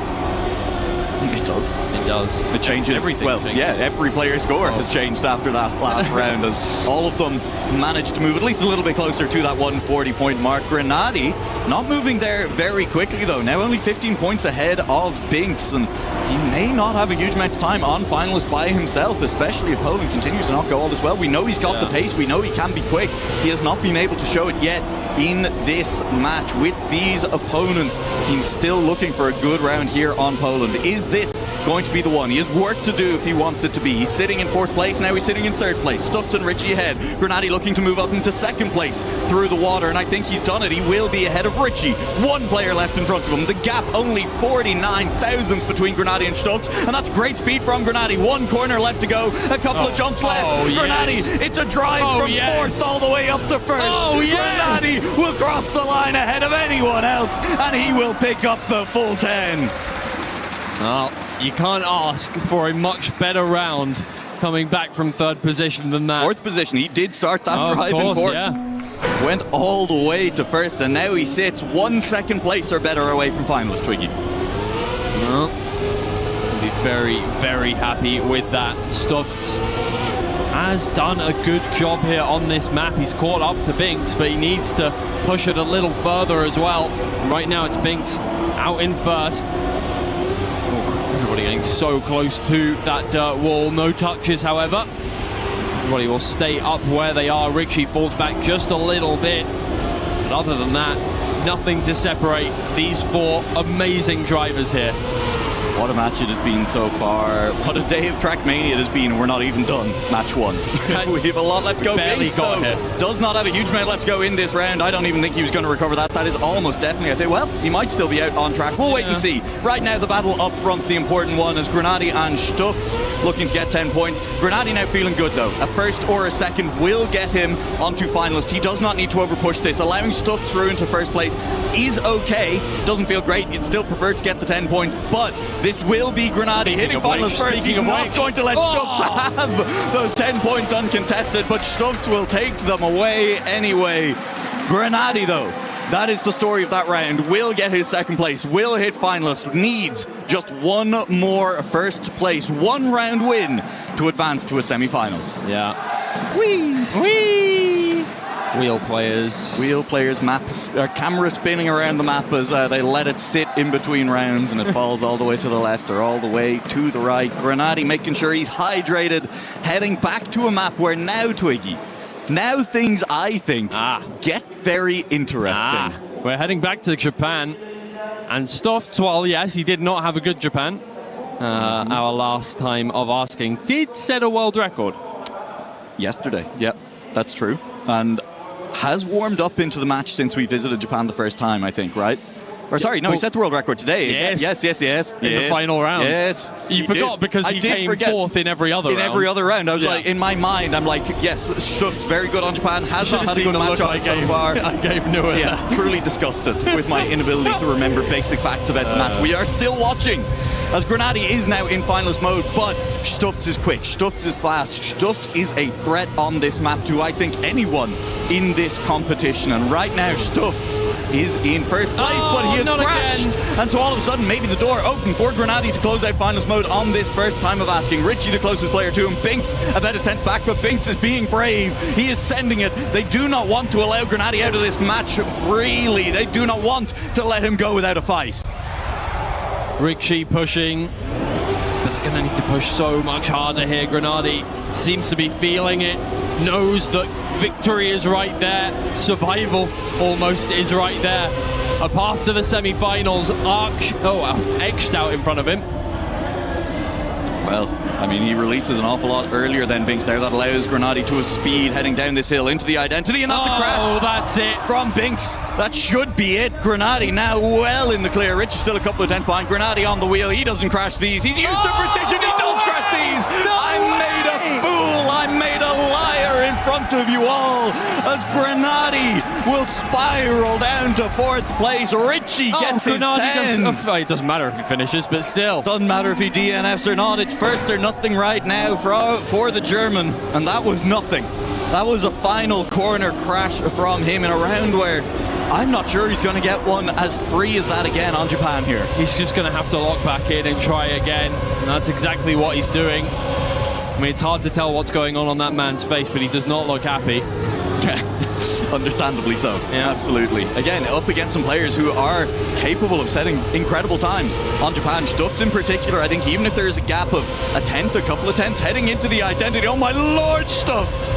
The bravery, the speed he carried through there, that may be the fastest we have seen anyone through that section all week long, as it has taken Stufts from a 10th and a half behind Grenadi to now just under half tenth ahead, heading towards the identity. Stufts still leading from Grenadi, and Binks is there as well, just in case Stufts needs a hand denying Grenadi at this point. We will be entering the identity with Stufts still in the lead, and again, I just think he's brave, he's fast, he's capable of taking a lead and taking it all the way to a finish. Stufts needs to not be too brave right now, just needs to bank these 10 points, move to 133, and Grenadi has now had 2 bites at the apple, and it is still bobbing around in front of him out there. There's another world record. Did I not tell you, Twiggy? That is the fastest we've seen anyone through the middle of the track yet. Oh my god, man. Oh my days. What a map to come back to at this stage. And Stufts is now within reach of finalist as two well. rounds here. Stufts could just win the next 2 rounds here. It's well within the realm of possibility. Stufts equally could crash the next 2 rounds here and end up allowing Grenadi through. I mean, all it would take is one small mistake and Grenadi would capitalise, but he's had such a hard time here on Japan, the second time of asking. Yeah. But who else has is Binks. Binks has not been gaining points here. That's the same place, the same speed. He's carrying so much, he keeps it out of the wall, and once again, he comes from a 10th behind and he overtakes Grenadi through the middle of the track. Oh my god, these two are vying for position. Grenadi wants this so much, does not want to be denied again here. Does not want to be in a situation where he lets Binks onto finalists as well. The AGAL fans can't even watch. Understandable. I wouldn't be watching either if it wasn't quite literally my job in this moment to do so. The tension is unbearable. Grenadi holds the lead from Stufts as we head into the identity, but we have seen the crashes. We've also seen Stufts able to risk it through here. Look at him, he's closing the gap. He's got the speed. He's catching Grenadi. Stufts crashes. Grenadi is through. Oh, what is going on today? Woo! Oh, I can't believe it. Grenadi through. It's off the back of a mistake, but I don't think he cares. I do not think he cares. He does not. I'll tell you what, Grenadi is through, but Stufts also through that last round. But I think a function of how hard he was risking that identity, Stufts' pace absolutely unreal. It comes at the cost of a little bit of that consistency here on Japan. He was on for another great snipe and a great round just there, but ultimately not able to hold on to it. And now Binks is within reach of hitting finalist himself. Stufts would need someone else to win the round in order to deny it, and Stufts, well, he just needs to finish and he'll be finalist. Well, he's well on his way to that. I don't think Stufts knows the meaning of just finish. We have a few players like that at the tournament that just don't care. They don't care. If playing it safe is an option, they're just going to go for it anyway. And Stufts is on a tear once again. Maybe a little less fervent than he usually looks here, but other than that... You say that, but here we go. Into the identity. Still Binks is the player who clips. The AGAL fans will hate to see that. Stufts is a long way out in front, and that will be the round win. Smooth. Took him around to do it, but now Stufts will hit finalist. But there's only one place left up for grabs in the finals. Stufts will need to do it against Binks, and he will not have the safety blanket, will not have the comfort of doing it on Japan. Binks, you saw there, just had to recenter himself. Yep. It's a good time to have a map pause if you're Binks. It is, but I throw my mind back, Twiggy, to what happened the last time we were on Canada in this match. And I distinctly remember Stufts sniping Binks repeatedly. Yes. Which is not a great place to be in for Binks, now that Stufts is on finalist. Yeah, sometimes, though, I think you've just got to go, all right, well, I can't do anything else. Just got to drive my race. Just got to go as fast as I can. There is Can't one walk over the stage and break his kneecaps. I've just got to drive, unfortunately. There is one spot in the semi-finals left up for grabs, but there are 2 slots available in that hydraulic press awaiting behind that back wall right now, and it's all down to just a couple more rounds to decide who will be going where. Richie, technically not out of it just yet either, but it would take a serious run of very impressive rounds from Richie in order to put together a real challenge for that second semi-final slot. If there was ever a time for Richie to have a glow up here in the series, this would be it, and he's out in front right now. And more importantly here for the fans in the crowd, Binks has overtaken Stufts. Yeah. That is an important overtake, right? Yeah. Even if Richie does end up winning this round, if Stufts can beat Binks, if he can take the second, Binks still isn't on finalist. So Binks desperately trying to hold on to one of these top 2 spots. Richie in particular desperately trying to hold on to first, and Stufts, he's just here. If there are mistakes up front, if he can get through, it wouldn't be how he'd want to do it on pace, but he'll take a win either way. It is going to be Binks taking 10. It is going to be Richie settling for second, but Binks is on finalist, and one round could now separate 2 of these players from advancement. Oh, here we go. It always felt like this was going to happen, didn't it? Yeah, it really did. Look, a little bit maybe more roundabout than we expected getting here, but Grenadi through first and Stufts and Binks battling it out for second place, almost exactly how most people were predicting this match to go. Yeah, well, comes down to the wire now, one round. Oh, Binks has crashed! Binks is gone! He's out of there! wait for Stuffed as long as Richie does not overtake. No, he's fine. He's fine. That was just It was released. just That really regular got me. slowdown. On purpose. On purpose. You're from jittery, Stuffed. Nua. You're jittery. I'm spooked. I'm scared. Richie has still closed the gap, though. Let's be clear. Stuffed's maybe over-releasing through those prior sections, and he's now got Richie glued to his rear bumper. Only a little bit of track left to go. Maybe only a few seconds between Stuffed and the semi-final of the EWC 2026. But Richie is right here. Stuffed needs to send it. It's so clean. He's so quick. He is so very much a semi-finalist at EWC 2026. It was called out before the match. His destiny lay with either the Fortnite or the Trackmania. It was always going to be on one of those stages here at EWC, and I am glad, Twiggy, that it is with the Trackmania. I mean, oh my God, the AGAL fans. They were elated when Team Falcons went out of CS2 yesterday. Yes, they were. They were elated. Their chance with 2 Trackmania players to get things done. They only have one remaining here in the playoffs. Tell you what, though, not a bad one to have remaining. Gwen still playing for AGAL. His quarterfinal coming up just a little later on in the day. But for now, we will be celebrating Grenady and Binks, and we will be mourning the loss of 2 excellent competitors, Richie and Binks, both having played so well over the last 3 days. And that's going to be a theme for today, Twiggy, I think. It's going to be very sad to see all of these players go because they have made this tournament what it is so far. Yeah. I mean, what an amazing way to finish it. We have not had a single game that hasn't delivered. Yes. In some form. There have been a few where we haven't had several finalists, but they have still delivered. Absolutely. I mean, sure, yeah, Carl Jr. and Neon may not have allowed anyone else to finalist, but Neon did set 5 world records as a 17-year-old in that match. So, you know, comme ci, comme ça. Yeah, exactly. You're really feeling the moment here in France. Oh, so many. Grenady was so scary. So many of those moments here in this game, and you can feel it from Grenady, and as well as that from Stuffed, and you can feel just the heartbreak on the AGAL side of Binks. But now it's time for us to throw it over to the stage and to Milos.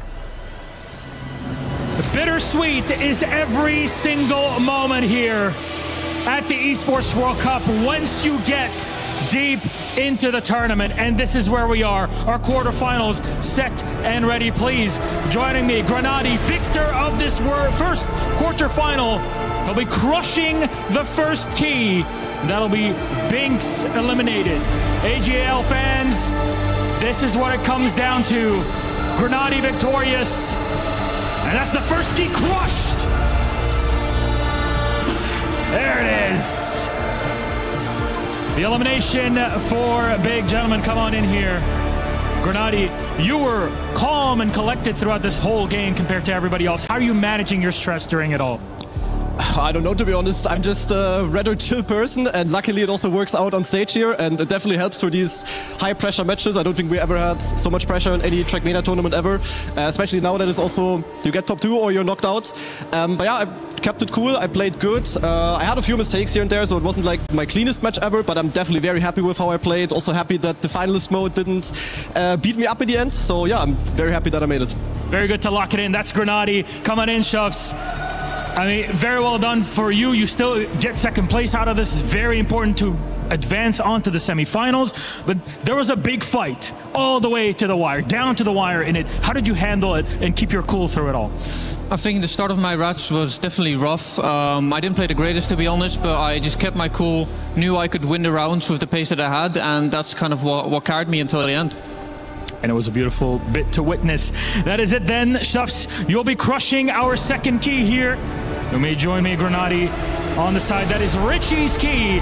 They'll all be for Stuffs to nom at here with our crusher. I promise you next year we'll give her a beautiful name. For now, she's just munching. That's Richie, gone and eliminated. Stuffs with the second elimination. It's set all for our first quarterfinal of the day. Grenady and Stuffs advance to the semifinals. Bittersweet is a good word to describe the moments we're feeling here as you see fans from elation to desolation, to despair, sometimes to the high energy of finding a route around. And for Stuffs and his community, they are looking to drive another day. And for Binks, just on the edge of a victory lap, unfortunately, we'll sit this one out for now. What an incredible moment, guys, and welcome you back, Randy, here on the desk. Turbo G Geek, that was tough to watch. You could see the emotion from Binks supporters, AGAL.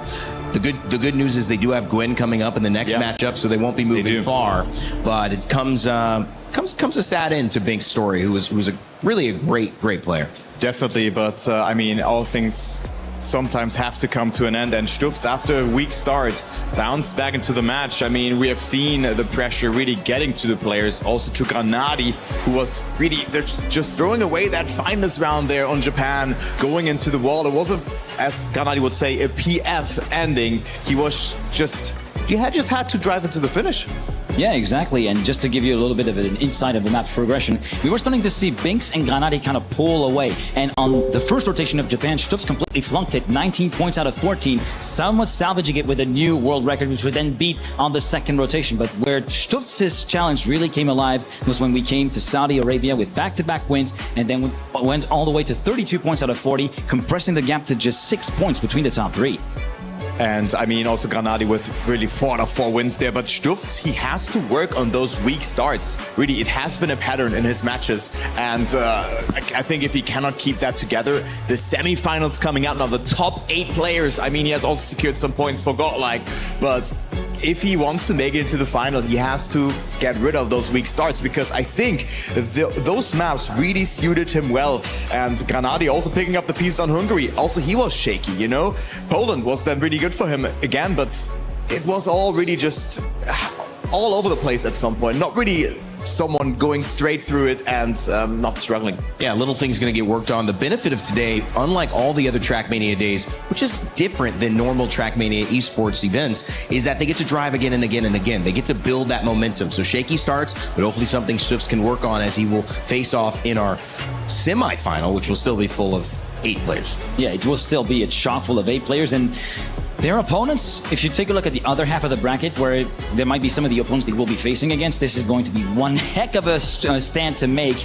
And as Kai said, the weak point, those very, very poor starts on his map picks, he definitely needs to iron those kinks out if he really wants to make a statement and stake his claim as the champion of Trackmania here at EWC 26. Well, the benefit is that he did start on Japan. He picked Japan, and he was able to basically get into finalist mode and avoid Binks getting a lot of first places towards the end of Japan. And that set him up for a really great race, and was tight at the end. Binks obviously feeling a little emotion. See what he has to say.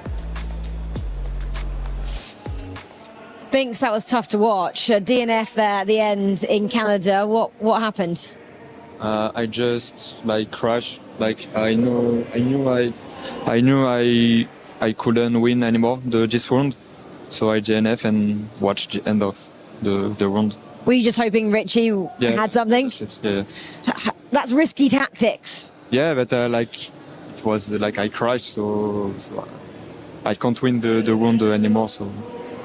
How difficult is it then when it's out of your hands like that and you're hoping someone else does something for you, to sit and watch? I don't know. I'm just praying, and that's it. I know you came here hoping for so much more. Of course, you're leading the Elite Cup series. You know, we all kind of had you as going through. What do you think you lacked, or was it just that one moment there? I don't know. Maybe the stress is too much for me. I don't know. I'm not playing like I play in training. So I don't know. You're not playing with that freedom that you've had. In terms of when you have a chance to reflect on the quarter-finalist, will you be happy with that? What will the feeling be? No, I'm not. I'm not. Okay. Commiserations today. Sorry, Binks. Thank you.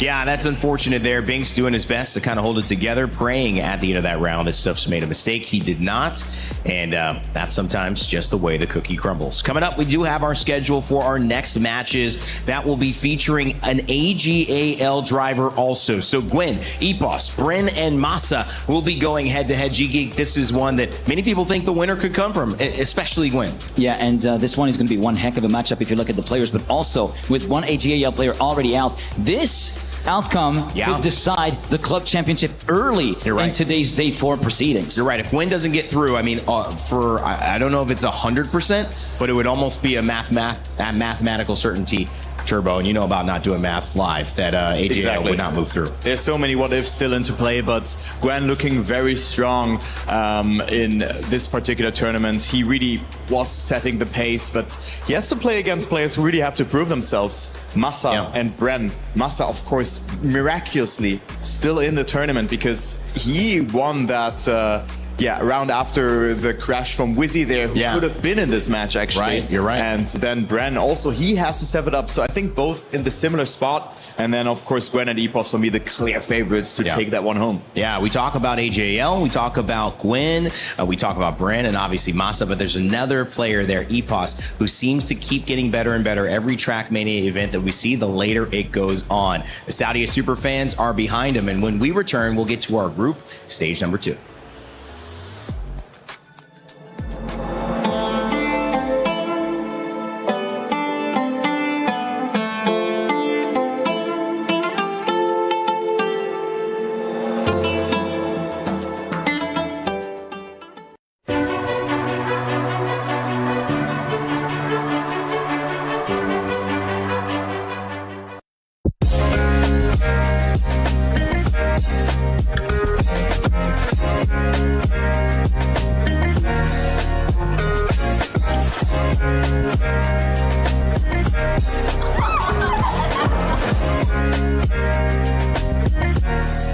We're about ready to roll in Trackmania EWC 26, just walking around the venue, and I bumped into a very, very heavy Team Liquid fan. How are you doing? It's a very exciting moment for me, especially coming from Brazil and be here in the Esports World Cup. It's something that it's very fascinating, the structure, the whole production around it. EWC is such a huge event, so if you don't know what game to see, you can buy one ticket for here and you have a couple of teams to cheer for and a couple of games to watch. So you have many opportunities in EWC.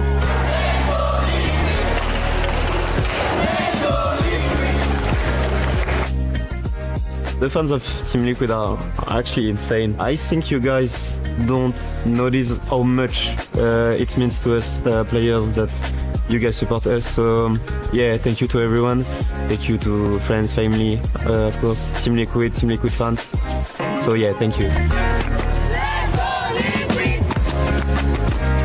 If you could grab the mic to say something to a Team Liquid player when they arrive on the stage for one of the games you follow, what would you say to them? For the Otak from Trackmania, just do your best and you will win. Bring the trophy to Team Liquid. We're cheering for all of you, for all my passion. So bring this trophy. I want to. All right, there's some requests coming in right there, and I hope those requests will be answered to them, of course, not only over the course of EWC 26, but of course in Trackmania at EWC 26, which continues this weekend.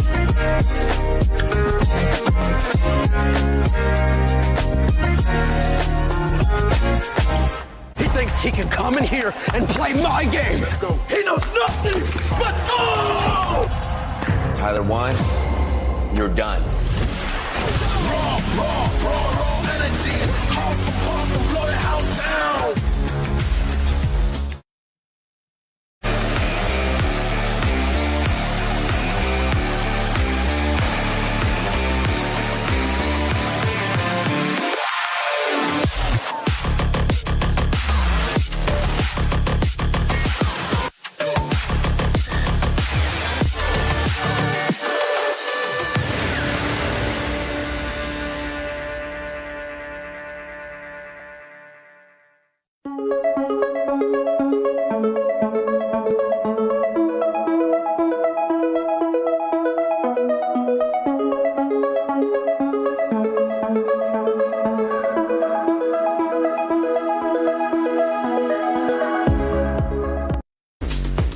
Massa, what does it take mastering driving on ice? Look, I'll show you. You need to stay in the right gear. Don't brake too much and hold your speed. Stay in the right angle and go for it. Ah, true, the angle is really important. Okay, I think I know what to do now. Watch this. We're gonna hope my man is okay after that. Turbo, you all right? You good, buddy? He's down on the stage. We've switched up the panel. Welcome back on Rain Day. We've got Aaron Import Brooks with us here alongside G Geek for our second quarterfinal of our playoffs here at Trackmania at EWC. The last day that we have this action, and of course, we're gonna have the Accor with Counter-Strike tomorrow. That'll be a lot of fun. But as far as the main venue in Paris, Aaron, welcome to the stage, man. How's the event been for you so far? I mean, it's been fantastic. You know, just being here, being able to see all the crowds, being able to see the other arenas as well, and the fans and everything. Of course, we have the clubs competing for a big championship and everything, and we may be part of that decision today. So just a lot of cool things going on around the atmosphere here. And then to come back to Trackmania, I was doing an interview somewhere else in the arena or in the venue, and then I came back over here, and all of a sudden I start hearing cheers from Trackmania, and I start seeing the crowd fill up. Hey, man. After several days, you know, we finally start having to expand the seating because it's like, okay, everybody's here now because everybody wants to see what's happening. I just can't wait. I can't wait either. Neither can the fans behind us. It's electric. So let's get into our quarterfinal number 2 here on the stage. You talked about AGAL and the club championship race. Well, here it is again. Maybe the most important moment for AGAL. I know every single person in leadership is watching this one because if Gwen goes out somehow, and there's a lot of somehows there, Epos, Sprint, and Massa only 2 spots out of the 4, then that would almost assuredly mean that the club championship goes the way of Falcons. But a lot to be decided still. Yeah, Gwen looking really scary over the last 2 days in a good way. Super good performances, super dominant against his opponents. Epos, on the other hand, despite winning very shakily. Very shaky performance. He knows better. He's already admitted it, but he has the confidence that he can go all the way. Looking at Bren, chinks in the armor, still the same thing. Not really having the performance he would like to have, but he can shore it up today if he wants to, if he so chooses and is able to be consistent. And then finally, Massa, the heartbreaking win. He was happy to win, of course, but he was also heartbroken because of Wizzy and that entire scenario. But he knows he has to focus on today, focus on himself, and improve. If you saw that one, it was basically Wizzy having the win, but crashing and allowing Massa, it ended up being somebody else who won the round, but again, giving Massa the space to, in another round after that, take the win. Wizzy devastated. A lot of people felt the emotion of that. Massa felt a little bit of the regret of being in that moment. But somebody else who was just driven fantastically, who I think is the main story here for many different reasons, is Gwen. Rachel, what's going on with him heading into this quarterfinal that means so much? Gwen, pretty solid so far. A first and a second over the 2 days. How do you feel coming into this finals day? I feel great, but very stressed. Like everything in one day for the finals is a lot. We played 1 match per day since today, so yeah, it will be hard to keep the pressure and to continue winning the matches. What did you do yesterday then? Did you try and make it feel like you were still playing and still in that competitive mode? Yeah, I think I was still playing, and I don't even know what I did, but it was like I am focusing on the match and like stay in the zone, you know. How are you trying to deal with the stress that you're feeling with now? It's very hard to deal with it. Like maybe breathing is the best way to do in matches. Like take the control of the breath and then just think about playing and winning. Is this something someone has been teaching you? You've been working on this behind the scenes? Yeah, not someone, but I think with the experience, like I played the game since like 10 years and 5 years of competing. So yeah, with all the stages and everything, I know what to do to keep to stay like good in the matches and try to deal with the pressure. You do have so much experience. How are you going to use that experience today? I don't know. I will try to beat the pressure, you know. So yeah, I think I will just do my best and play. What do you think your strengths have been so far, which you can use today? I think I have the pace. I'm a lot of time I'm in first place in the matches, so I think it is the strength that I have to use, and yeah, I will try. In terms of maps, is there one that you don't want to contest on in the quarterfinals, especially? Like Norway, I will ban it anyways. I don't want to play it, so yeah. Okay, well, good luck today, Gwen. Thank you. Thank you.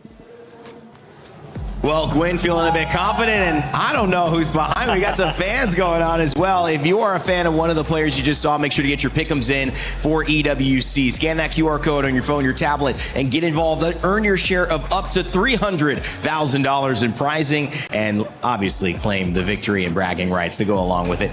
Okay, let's get off this one. You see these guys here in the Y. G-Geek, what's your thoughts after hearing Gwen and setting this match up? Well, I'm really looking forward to see how he performs. And one thing to note that we couldn't get to during the presentations is that he had a little bit of a two-day tournament that was a very different vibe. Day one, he played really well, but he was upstaged by an absolutely stellar Puestito Paco, the man from Virtus Pro, really kind of throwing a spanner in the works in a sense by demoting Gwen to C2. But then day two, he was back to his usual winning ways. The aliens, we like to call it. It was back in town, and honestly, if he's able to keep that dominant form and able to completely maintain P1 on the chokehold and the 10-pointers, this is going to be one scary man to watch go through the ranks. G-Geek, there was a little bit of like a hat on a sign behind you. You mentioned the idea of a scarecrow. Is there a scarecrow in this match, or is everybody grabbing points? I'm thinking Gwen could definitely endorse the role of the scarecrow. Okay. But Epos could also try to make it a bit more of a two-horse race.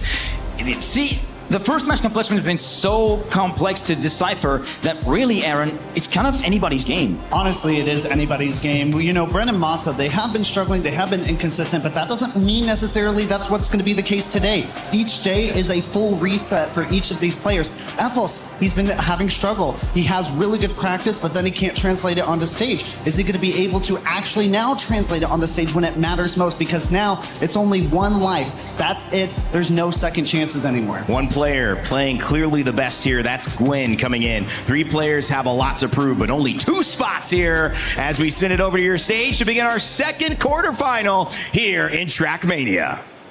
Our second quarterfinal is almost underway, but our first one was explosive in its own right. As 2 players, Grenadier and Stuffs, advancing. Our first 2 semifinalists locked into their spots, but Adam, oh my goodness, that club championship, it's wide open right now, wide open. Obviously in our last matchup, our last quarterfinal, one of the top clubs, AGAL right now in the club championship, lost one of their players. However, there are still 1 more left and a Falcons player left in this contest too, so everything is still to play for right now. Paris, let me ask you, are you ready to meet the next racers? They're absolutely buzzing, and we are too. Let's meet them. Let's meet our next quarterfinalists. Would you please welcome onto the stage, give it up for your racers, Gwen, Bren, Massa, and Epos!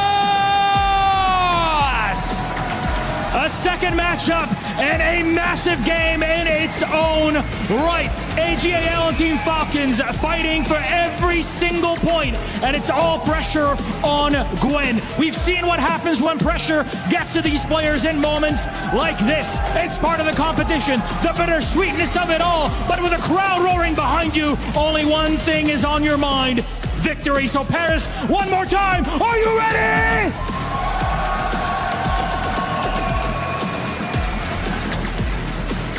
Paris is ready at the Paris Expo Porte de Versailles, our final day of EWC here in this building and our final day of Trackmania and Import. What a way to send us off. I feel bad for anybody who's not an AGAL fan. It's going to be very loud from them during these matches. The players are going to feel it. They're going to feel the vibrations on their seat anytime these fans cheering for Gwen. So I'm excited to see how this match turns out when we start getting into the pick and the bans. But Gigi, I believe you have some stats that are coming into this. I think there might be a couple of bans that might be make or break here. We do see some of the most likely bans: Hungary, South Korea, as well as Germany and Norway. Japan being a ban. That's the first time that we've seen it banned in a while, actually. Exactly. Australia, default ban. Germany being banned by Epos. Norway, we're kind of sticking with default bans, it seems like, with Norway and Australia coming up again. And South Korea being the first pick for Gwen, which will be a very, very solid one. 3 out of 5 round wins over the course of the weekend. Yeah, Poland also being somewhat of an unsurprising pick from Epos here, as he's been feeling pretty consistent on it, feels pretty good, and also it's not necessarily the trickiest map per se, it's more solid on that regard, but we see Saudi Arabia, Argentina, and Canada as the decider for our map pack for this awesome match. Pretty much conform to the predictions that we had in terms of the likely picks. Now, Saudi Arabia, I am expecting to see fireworks on the pick from Brent, because Gwen and Epos so far this week have been very evenly matched up over the course of the games that they've played here on this weekend of competition. Well, fireworks, we've seen it in Paris since we've been here at EWC a month ago or so. They lit up the sky. We'll see if they light up the stage here as we send it over to your casters for our second quarterfinal. It's none other than Onset and Bravo. Thank you so much. Right, here we go then, folks. The action continues. No time to breathe for all of our competitors here in Paris. We are into our second quarterfinal of the day. 2 drivers will keep their tournaments alive, and unfortunately for the other 2, they're going to have to watch from the stands. I'll tell you what, on Super Saturday, it is a packed house here at the Trackmania stage, and for very good reason. You heard the desk talking about all of the reasons you might want to be around this stage on a day like today. There's so much riding on not just this World Championship, but of course the Club Championship as well. It's Masa, Bren, Epos, and Gwen here. We're starting things off on South Korea. South Korea is where we begin the journey for all 4 of these drivers. And one man I don't think was mentioned quite enough at the top of the show, Epos. What a run he has had so far, and certainly a dark horse coming into the tournament for someone who might be thinking about lifting that trophy come the end of today. That's right, the dark horse, the threat to the throne here. If you ask players about which driver might be the one that sneaks into that S tier, that maybe steals away this World Championship from the favorites, there's a very good chance it could be Epos. Well, Masa out to an early lead here as we jump onto the grass bank before the first transition, and a little bit of a jump as everyone holds onto the gear. Through the chicane we go. Now let's talk about Gwen and Brent. Not only a commentator's nightmare, but along the shoulders, of course, of the AGG man as well. Here we've seen the fans in the crowd. They are behind the AGG players. And for Gwen, added pressure, or maybe the boost of the crowd. It's a good line, tiny bit wide there. We'll see how fast he can get wheels down. Epos manages to maintain for just a second here. Until our last turnaround here. Epos in the lead on the last turnaround, but I tell you what, Gwen's got some pretty good speed as well, but it will be Epos who starts his day off with 10 points secured. Gwen in behind him in second, Masa and Bren bringing up the rear. Everyone clean here on South Korea through the beginning, and as you were saying, I mean, you just heard it in the pre-game interview with Rachel. Gwen saying how much stress he's under, just being very open about it, how he needs to control his breath, saying, I played this game for 10 years, I know what to do. And you know, it's wild to think about how young Gwen is. He's probably one of the youngest players that you would consider still a veteran because of how long he's been doing this. You heard already 5 years of competition as well. The man knows what he needs to do here today. There's one man who knows what the level is going to be is Masa. He was involved in that incredible Carl Jr. Neon story. Yes, he was. That took place a day or so ago, where those two just seemed to be untouchable. And unfortunately for him, it meant that he fell down to that elimination bracket, but has fought his way back to be in this position today. And having learned from those experiences in round number 2, here he's leading the way. Speaking of maybe falling back, take a look at these checkpoint times all the way back on a .376. Epos in the back of the pack. He will need to try to make up that time here. Not much between them though, and with the identity coming up very, very soon, and this little section here as we see the engine switching off and they just drift out early and have to just navigate those brakes. That's where time is made and lost as we now do head into the first turnaround on the identity here. Gwen manages to steal away first place from Masa and seems to have some pretty good speed going into this final turnaround. He does. The line looks perfect as well. Let's see if he can close. There's one out. No, it's a bit of a wobble and a bit of a correction, and as a result, it is a snipe. Be set here on South Korea. No surprise to see Neon in the top left-hand corner. There's going to be a lot of that if you've been following the competition so far. However, into the next round, and what a big momentum boost that is for Masa as well. Yeah, great times from that last lap. It's a really good catch by you, Mark. I want to call those out really quick. Masa on a 1:12.304, Gwen on a 1:12.335 on that one. It's going to be Gwen who takes the lead momentarily here, but one thing I am noticing, barely a mistake from any drivers at the moment. Everybody very, very clean as we go through the checkpoint. Look at the separation. Only 0.3 of a second separating Massa in front and Bren at the back of the pack. Yeah, big moments here for Massa indeed. Now to be tied on first with EPOS, of course, is where he wants to be. We should talk about Massa, the German underdog in this race. Maybe the least talked about coming in just because of the talent that you have in this lobby, but he's out in front and he wants to remind everyone just what he is capable of. Saw his teammate Grenadi go through in the previous quarterfinal as well. So the big boys, they both want to qualify. They both want to be in a lobby, ideally in that grand final where they can fight it out, see who the better man will be. But Massa with a strong lead here on the turnaround. Wow. Very, very close to that barrier, which has given EPOS a little bit of an opportunity. But Massa just about holds on here with another very, very quick time here. About 200ths of a second away from that world record time. He will take the 10 points. Like you said, really pushing the times here. And that big plus 10 now puts Massa all of a sudden on our first map, by the way, in first place after 3 rounds around South Korea. We'll see if he can repeat here and maybe bring an even bigger lead into our next map. A little bit quiet from Brent here on South Korea as we head into the final round before we do change things up a little bit. And this, of course, was a Gwen pick. So down in third place with the Mac pick being your own.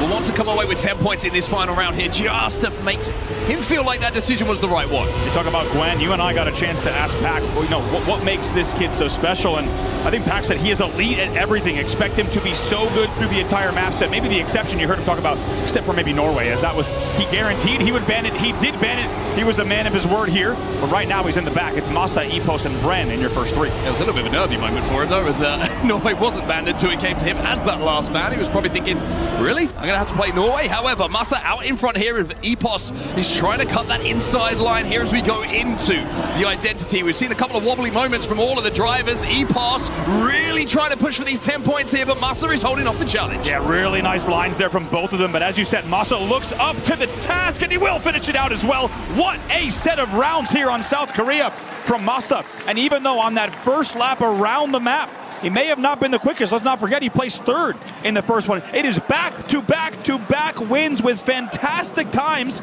in the low 112s from Massa to now have a pretty commanding lead early on in the lobby. Yeah, not as many eyes on him maybe as the other drivers in the lobby. Well, no pressure on your shoulders. Nobody's talking about you. Let me just go out and run my race. And boy, did he run South Korea. Now we change things up, though, as we head over to Poland. A little bit of a different set of obstacles towards the end for our players, and the one thing I love about this identity at the end, you are seeing time being made up by how aggressive players want to be on how quickly they're trying to take that identity. I agree. It's one of the few identities coming in that if you have the proper line, the proper gearing, you can, as you say, absolutely outplace your opponents, not only from that first jump, but on the cuts that you make on the big platforms, on the asphalt as well. There's a lot that can be done on this map. We have seen it as the decider often throughout this tournament, but to have it as map 2 might create an opportunity for a few things to happen. 1, does the Massa gap increase? 2, do Bren and Gwen start to get back into the points race? Anything can happen here on map number 2. We're underway. And again, take yourselves back to what we just saw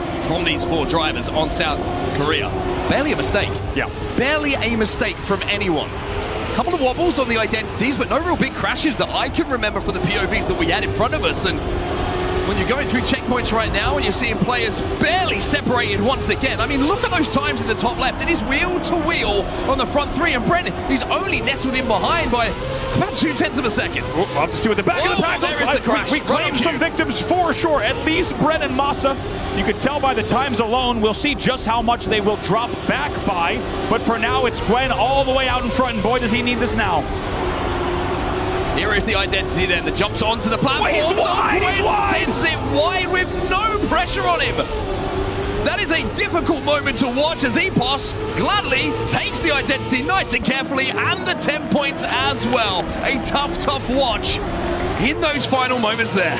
All drivers will get across. There will be finally Gwen coming across with a plus 6.64, but okay, this is what I mean about Poland being second. This really is noteworthy here because we're so used to seeing it as the decider where you have very different stakes coming into Poland. But now it's just who wants it more, who's going to be consistent.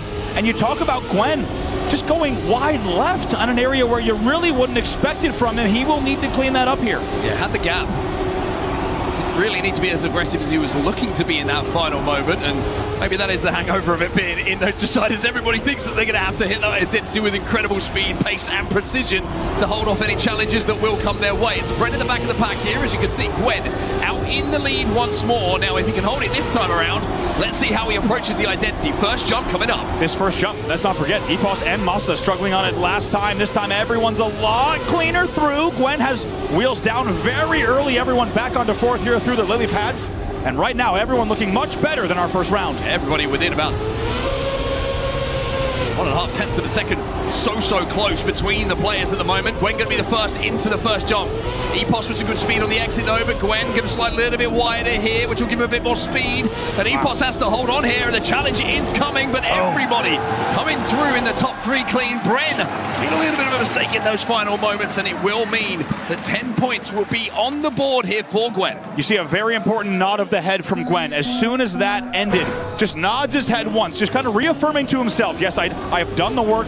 I know exactly what I need to do on this track. And honestly, Mark, it was deja vu. It was Gwen out in front, Epos behind, and Gwen even, keep in mind, he's sending the car on that last plank into the identity. He is getting as much as he can out of that left side as the tires are grabbing, and he pushes it again. This time he doesn't catch. So I like that he just didn't kind of bring everything down speed-wise. He just perfected the line. He cleans it up. It's an important win for him. Yeah, I think he has to. I think that's going to be something that you have to do on this track. I mean, if he would have gone for a safer line there, with how close the pack was, probably loses a few points and loses that P1 of the 10 points that come alongside it. This time it's going to be Epos who goes into the dirt slalom here before this first jump, who will have a very slender lead. Everybody coming through clean by the looks of things as we jump into the lily pads. But look how close everybody is up until this point. Incredible drone work and incredible driving up front, without a doubt. Masa wants to close in on this. He doesn't just want to give it to Epos here. Same exact line, same exact approach on the identity. Really good speed on the exit there from Masa that gives him the advantage over Epos. Now it's about sticking the landing. Masa will be able to just about get inside that flagpole, will take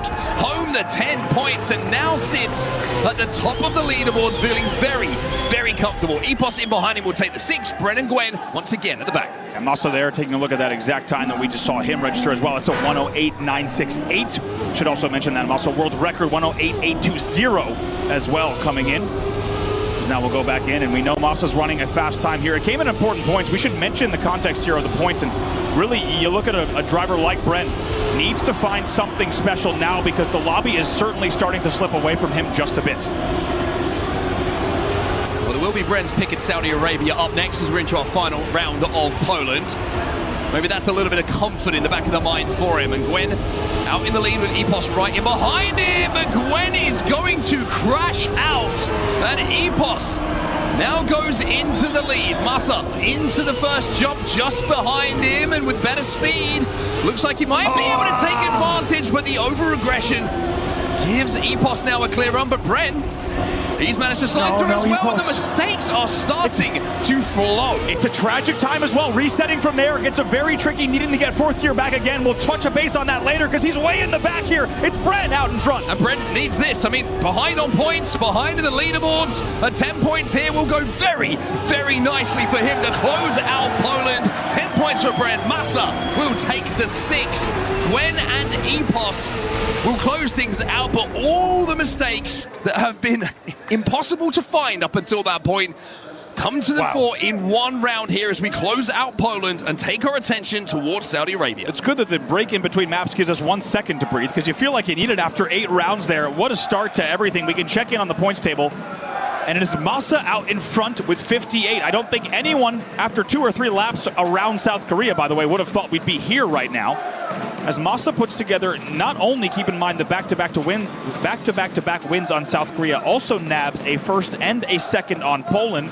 That puts him in first place right now, not too far behind within 1 race. It's Epos on 51, Gwen at 39, and most importantly, Bren has made it all the way to 36, which keeps him certainly part of the conversation. As the pressure ramps up and the points become premium here, we head over to Saudi Arabia, and that tiny gap jump at the end, let me tell you, I was kind of like jokingly saying, as the pressure goes up, as the rounds go on, the days go on, it feels like that gap is getting smaller and smaller. And Andy, We'll have to see if it's where it was at the start of the tournament or if it has got slightly smaller for these drivers when we approach it at the end. It certainly has had that impact, without a doubt, that it's been more and more difficult for these drivers as the pressure has gone on. First jump is very clean for all of them. Only about a car length or two in between the whole pack as they come through the transfer and they come through clean. Here they come onto the ice.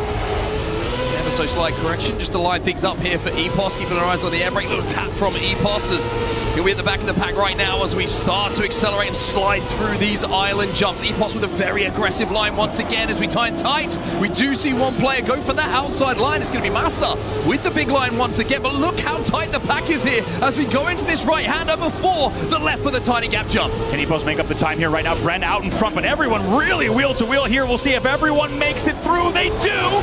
Gwen gonna be out in front though. What a transition here from Gwen. He's gonna take first place. I mean, it's a beautiful drive from everyone. Barely a mistake to look at. Differences in lines, yes, after those island jumps, but when you're looking at 3/10 of a second separating the four drivers here, that's the level we're at right now. That's how good you're gonna have to be to secure those 10 points. The win for Gwen on a 107.662. Keep in mind that's only about 2/10 or so off of the Paco record that you do see on your screen. On the bottom of the table, though, it's Bren with another 4th place. The man on your screen needs to put together some very good rounds starting now. First jump coming up. Everybody catching nothing but net. As we now transfer towards that ice. The icy roads, which the setup is key for. And it's going to be Gwen this time at the back of the pack. EPOS out in front. The consistency we've seen so far from EPOS, such a key to what makes him successful, and he's right up there again. EPOS was catching up at this point. This time he's way out in front. We'll see if he can maintain these good lines here. And here comes the muscle line just flying in just out of camera. EPOS now through the rocks, Bren through the rocks. Everyone going to hit this right-hander as fast as you can. And it's EPOS maintaining first place into the identity. Everybody made it clean last time around. EPOS looking good. Oh, Bren will crash out, does not make the tiny gap. And EPOS will have a clean run through. Look at the speed as well. It's a PB for EPOS, but not too far off of that Paco world record. Not too far at all. It's a 4.88 that is coming in there for EPOS. And you start to wonder, Mark, it feels like when we saw EPOS in other rounds earlier in the tournament, about halfway through, and guess what? Look at the points table. We are exactly halfway through, is when he started to heat up. If EPOS starts to find consistency, that's when he becomes the most dangerous. He might be doing that now. It's Massa on 70, EPOS only 5 behind on 65. Massa halfway to finalist mode. 140 is the aim of the game for all of these drivers right now. As once again, no mistakes whatsoever being made on that first hoop jump. Everybody coming through these sections so clean. I think we've got hit every time, Andy, and it's felt like at a maximum, it's been like 3/10 between the four drivers. Yeah, absolutely here. Little bit of a tap of an air brake for some drivers, and like you said, really close here. It's Brent out in the lead yet again. EPOS this time way in the back. We'll see if he can maintain in the front, Brent. I mean, it's a 1/10 of a second between the four drivers here, and the differences in line. We'll have to see if it makes a difference. For Massa momentarily sneaks in, but then has to nestle into the position he was previously, which is third, in behind the drivers. Now drop down to fourth as we approach the tiny gap jump. Gwen has the lead. EPOS on the left-hand side, slightly different line. Massa will not make it. Gwen will get the 10 points. EPOS in behind it with the 6. Running a once again, very fast, 0.668 as well. Each of the times that we've been around Saudi Arabia, it has been a very quick lap, not just from the front, but also from the drivers that have closely followed as well. It's a very important result there because that shrinks the gap at the top by quite a margin. EPOS now on 71, only trails Massa by 2. Importantly, Gwen is on 63, continuing to make sure that he stays with the points race. They're keeping everybody honest at the moment. But you can say that about every single driver in the lobby. We've mentioned mistakes, there's barely been one. Couple of misses on the jump at the end, but up until that point, everybody has been essentially sharing the same lines and oxygen with how close they have been together. Once again, barely anything separating the drivers up until this point. Gwen at the back for now. Might have made a little bit of a mistake there, but as we go through the checkpoints, it's going to be Massa, Brent, and EPOS. 3/10 separating the three. Yeah, a little bit of a gap through the islands here. This is one of the bigger gaps that we've seen into this section. You get a first-person view of Massa's a little bit reckless line there as you see him get to take that. And now it's going to be a very similar layout. It's EPOS out in front, and now Massa and Brent trying to fight for that second spot. Really big for Brent here. If he can make this jump and a mistake comes in from EPOS, then he'll be able to take it away, but instead, It's going to be the exact opposite of what he would have wanted in that situation. Luckily for him, Gwen's not going to finish by the looks of things, and it will be Epos who comes away with some points, and a little wry smile coming in from the AGG man there. He knows that might have been a little bit of a missed opportunity for him. Yeah, confirmed. I think everyone could have guessed it from the timer there, but Gwen, and maybe even the smile as well, Gwen will DNF in the end there, so he will not get the points on the board, and that keeps things very, very interesting. It will be Epos on 81, essentially tied with Masa at 79, and Gwen at 63, so very much a part of the race. Bren, we have to say, through all of Saudi Arabia, continued to drop down. Bren did not place within the top 2 across all of Saudi Arabia, and now the last 7 rounds, we have not seen Bren in the top 2, and has it ever cost him? He's all the way down on 50 points, while Epos is already on 81. Yeah, he's going to have to start thinking about first places if he wants to close that gap on the pack that is just slowly and painfully, from his point of view, just extending away from where he finds himself right now. But maybe Argentina will present some opportunities for him to claw some of those points back, and starting at the front of the pack is going to be a good way for him to start doing that.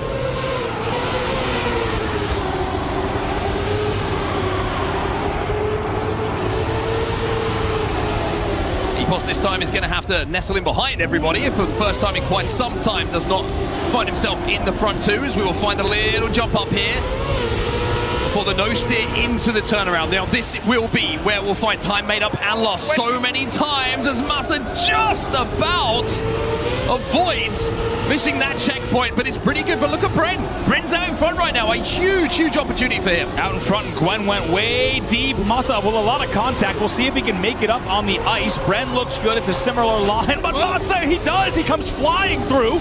And right now, very, very close here for just about all 4 drivers into the bobsleigh. Masa's carrying more speed by the looks of things as well, so if he can line this one up and keep his nose in front of second place, then he will take those 6 points. But most importantly here, for the pack and for Bren, it's 10 much-needed points for him. He might be back in contention with a couple more rounds like that on Argentina. He's going to be really proud of that, and to be honest, you even heard the hometown crowd, of course, erupting as well, just wanting to see what he might be able to do. Of course, supporting their French compatriot, even though he flew a long way here. Of course, still a lot of people in the building cheering him on as well.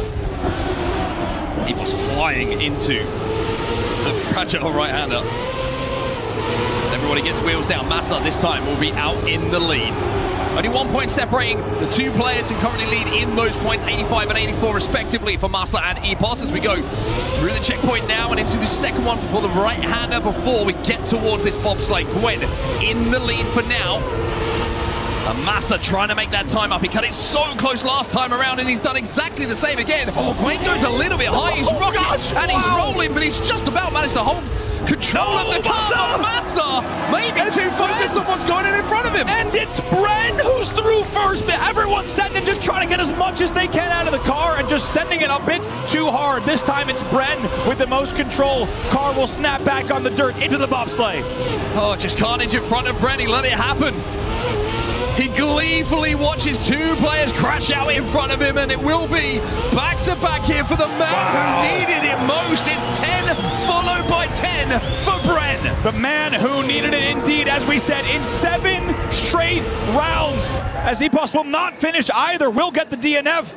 In 7 straight rounds, Bren had not placed within the top 2. Now take a look at the scoreboard. He only trails Gwen by 1, and all of a sudden, anything can happen here. And he's out into the lead once more, and boy, let me tell you, the confidence will be sky high for him.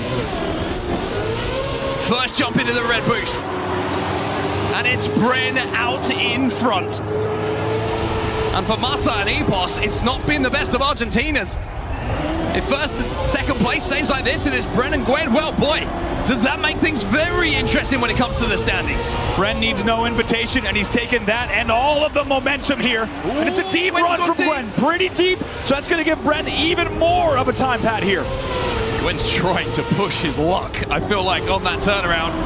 Masa just going to clip on the exit here. That's going to send him down to the back of the pack, but it's Bren again with a clear run towards the final bobsleigh here. Gwen in behind him in second place, but that gap of 7/10 could be enough here for Brent to look for the hat-trick of wins. It will be 3 in a row if he can thread the needle. 30 points out of 30 on Argentina here for Brent. Runs a 1:12.355, getting close to that Gwen record you see, but the record between the two is not important right now. What's important is who is in first place, and just like that, it is Bren going back to back to back to change this story entirely. Look at that live ranking on the left-hand side. Massa 94, Epos 88.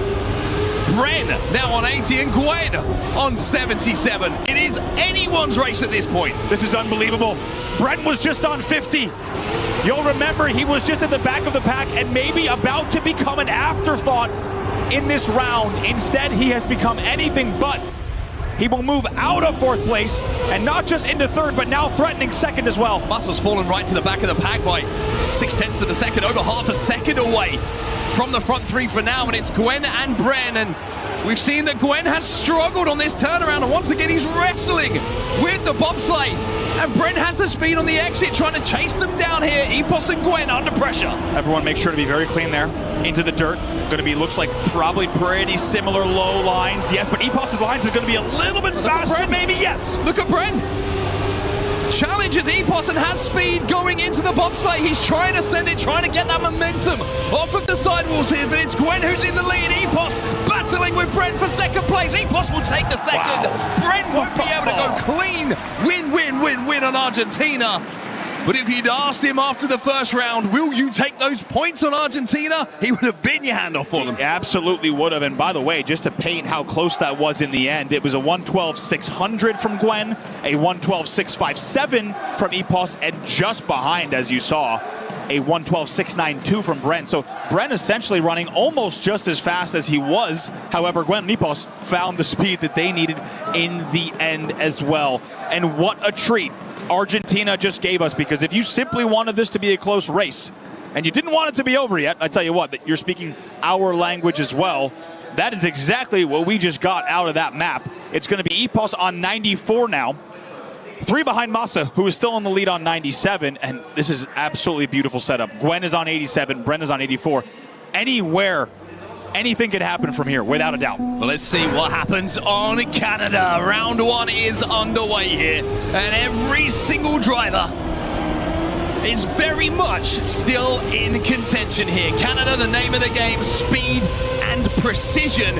And I think at this stage of the tournament as well, we'll feel it's pretty right to throw bravery in there as well. It really is, and that identity, you're going to have to be brave. You're going to have to cut the identity as, oh, Gwen already taps early on the uphill sausage road. I tell you what, his claimed victims through qualifying in the months leading up and even here at the Esports World Cup. And he will have to watch from the back and try to make up time. It's Epos in the lead into the dirt. Massa and Bren, 2nd and 3rd respectively. Oh my, Gwen. Bren, he's out of there. He's dropping down after a little bit of a tap, and it leaves a 2-car race at the front here. Epos and Massa, with Epos with a very, very good-looking gap between him and 2nd place as we turn left before the final turnaround for the identity. Let's see how they both wrap this. It's actually a pretty safe wrap for both of them. They know the gap that they have. This should be a clean finish. Epos certainly has enough speed to close it out. It will be Massa in 2nd. Gwen will be coming across Bren shortly thereafter. And I tell you what, Epos and Massa, I like the way they took that final turn in this scenario on this type of stage with this type of prize pool. The biggest, of course, in the history of the game. There's no need to run that identity as tight as you can. We will see that. Don't worry, that is still to come. But in that exact scenario, that was the right call. That puts Epos on 104, Massa on 103. 10 points here on Canada is just absolute gold dust. As you see the rankings on the left-hand side once again changing after just 1 round. Through the sausage slalom. It's Epos this time, who's having to nestle in behind Bren and Gwen. Good speed from Bren through this, but a little bit too much. Just a little bit too much. Catches that wall, cannot correct. And Bren, after a brilliant Argentina, has struggled as we've changed over to Canada. You can really tell Brent's sending it there. It's very rare that you actually have a slalom tap. Usually it's just you lose the speed and you might get overtaken. Instead he taps, he's trying to once again send it. So now it's just Gwen and Epos into the identity. Good turnaround by the looks of things coming in from Gwen as well. A big gap means he can play it safe. Another comfortable result here for Epos, who is just consistently adding 6, 6, 6, whatever it might be when it comes to the points. Very rarely are we finding him outside of the top two. Bren will close in and at least manages to get that 3 points on the board. But a big result there. Means that I mean, look how close it is. Yeah. It's a race. Bren wins, it's a race. It's a very important result there, specifically for Gwen and Bren. As you see, Masa on 107, Gwen on 101, and Bren stays at 90 here. So Bren really needs to make sure he is continuing to keep up with the pack. Through the sausage slalom, this is where we have seen players just clipping on that outside wall numerous times as they wrestle with the speed and the undulations of that road. Here we go. This time, Bren is going to come through clean, and Bren takes the lead as we jump into the dirt slalom now. Masa in behind him. It's actually Gwen and Bren battling at the front here, and Gwen with some really nice lines through the dirt there, takes himself into the lead. Yeah, Gwen was such a great exit into the dirt, and he will presumably maintain this all the way into this tap into fifth gear as we get ready for the identity. Now it's a bit closer. Who tries to run this tight? They all do. Very clean lines from all three. So close, but who has the speed on the exit? Gwen should be able to hold off the challenge. Bren will be in second, and Masa will take third. This time it's Epos who has to take fourth place away. I tell you what. Again, it just feels like every race it gets closer and closer. Look at the leaderboard right now. The producers in the back, the script writers are working overtime. You have Epos on 113, Gwen and Masa tied at 111, and Bren down at 96. Unreal. Nelson for Masa and Gwen. Will it be good luck or bad luck? As Gwen will go into the lead here through the sausage slalom. Epos at the back of the pack once more. We'll have to see if he can put that previous round out the back of his mind. Knowing that running it so close. Mistakes will hurt you at this point. He clips and is now half a second behind. Yep, tried to run it real fast there. He is going to be behind now, which will make things even more interesting as he is your points leader. And now it's the other three that will battle for first. Points leader by 2. But if these three keep him at the back of the pack, we are going to have a new leader. Gwen, wheel to wheel.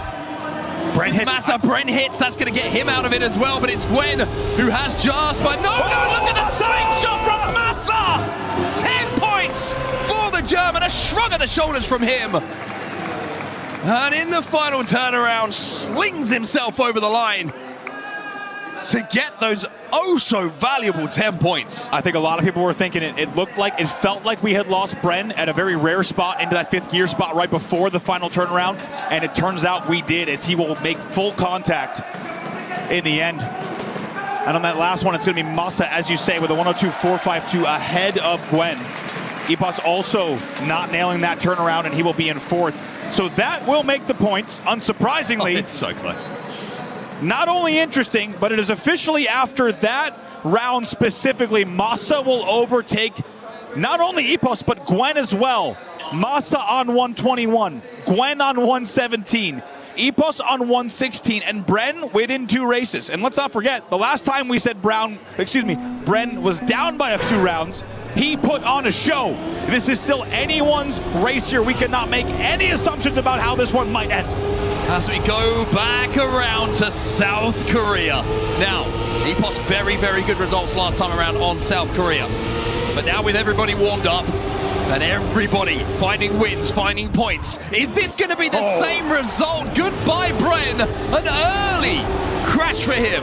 Let's not forget, Masa went 3 for 4 on South Korea. It's a very important thing to remember here, as he had such an incredible and dominant set on our first few maps of the day in this group. Gwen and Masa out in front for now.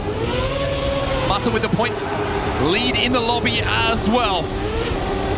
Holds onto that gear as now we will approach the grass bank. Now this is the area where time can be made up just before the identity. The engines will go off as the players will drift through to the left here, tap those brakes. Masa being aggressive, but Gwen holding him off, but Gwen goes a little bit wide. Yeah, Gwen goes wide. That's a signature line from Gwen, though. He likes that wide setup there, and now Masa's going to get wheels down first. But look at Masa, he has so much more speed. And the German, moments away from securing 10 more points. And if he does that again in the next round, he will hit finalists. Closing out will be Bren, looking to avoid the DNF, does get over the line. That is 4 straight wins for Masa on South Korea. You talk about preparation, you talk about lines, you talk about time invested in the biggest tournament in this game's multi-decade history. It is paying off for him. That's 4 wins straight on South Korea. And another one here would put him on finalist mode. It would be an incredible, incredible result. The only player in the lobby who could do it with a win here. Massa. Fighting with Gwen at the front once more. Gwen with a DNF. He's out of the race. Not sure what happened there. He's not feeling like the points that worth fighting for at this point. But this battle at the front is huge in the context of qualification, and Epos is not far away as well. Look how close these three are. Keep in mind in the back right now, they want to deny finalist mode, of course, and they want to deny all those points, make Massa work even harder for it. Engines off. Final turn before the identity here. Gwen goes wide again. Massa with a more traditional line alongside Epos. Gwen really trying to push it here, and Gwen will go and hold off the challenge. Epos trying to push it as well. All three drivers focus on it, but it's a big mistake from Massa that is going to deny him hitting finalist here. And Gwen and Epos respectively will take the 10 and the 6. And finally, you saw, like you said, Gwen setting up a little bit of a wider outside line. What that wider outside line lets you do is not have to correct alongside the cement on those reactor soups. And what an absolutely important result in the context of this lobby. Massa stays on 135, needs a second or better, of course, to be on match point. Gwen on 133 only needs a second as well. And Epos on 126. I don't know what happened to Brent on that previous round as well, and I'm sure we'll find out a little bit later on. That's very, very out of character at this point when points are at such a premium. Those 3 points could have been so valuable, especially with the crash that we saw late on. There was an opportunity, maybe even for 4. However, that's in the past, and we must focus on what's in front of us, and that is Massa and Epos fighting out of the front of the pack. My Epos now could deny match point for both drivers if he's able to win this one. Massa, though, out in the lead. Epos trying to cut that corner as close as he can. We know that Gwen will be having a nice wide line. It's actually Brent who's fallen way out of contention again, back in 4th place by almost 5 seconds. But these two, Epos looking to deny. Massa versus Epos on the line. It's Massa, though, who will get over the line and will hit finalists. Runs it in a 1:12.370 as well. A fantastic time that's even pushing up against that Neon record. And it's a huge moment from Massa. Like we said, had he been sniped there at the line, it could be a very different result. He will now have a free shot on finalist mode at advancing. On a map where he has been so dominant as well. For everyone else, it's about denial. For Gwen, it's about finishing the race. He will hit finalists if he does so. But Massa... oh my word. DNF does not finish, and the pack is open again. The last thing that you may have expected there, he will have to now sit and watch as the rest of the pack, and specifically Epos and Gwen, will now look for match point. Gwen just needs to finish. Epos needs to win, but he's over 3 seconds behind the two in front of you. We're not going to see him there. Is this an opening maybe for Brent? A mistake here from Gwen, and Brent's back in it. However, Gwen not making many mistakes so far on this identity. Once again, that wide line into the first turnaround. Let's see, we should be able to close this one out. As you say, no pressure really. Brent's even taking his time through that one. And this should be Gwen. Yes, indeed. The first one through as well. He will now be in finalist mode. And what a result. And what a scenario we have here. Double finalist. Important to note, that was, of course, a free shot from Massa on South Korea, which he had nearly a 75% win rate on in this set of matches alone. An unbelievable result, which means we have to look at what happened on Poland in our last outing. Massa and Gwen each having just 1 win on the map sets us up perfectly, and you saw how devastating Poland was at times with this specific group.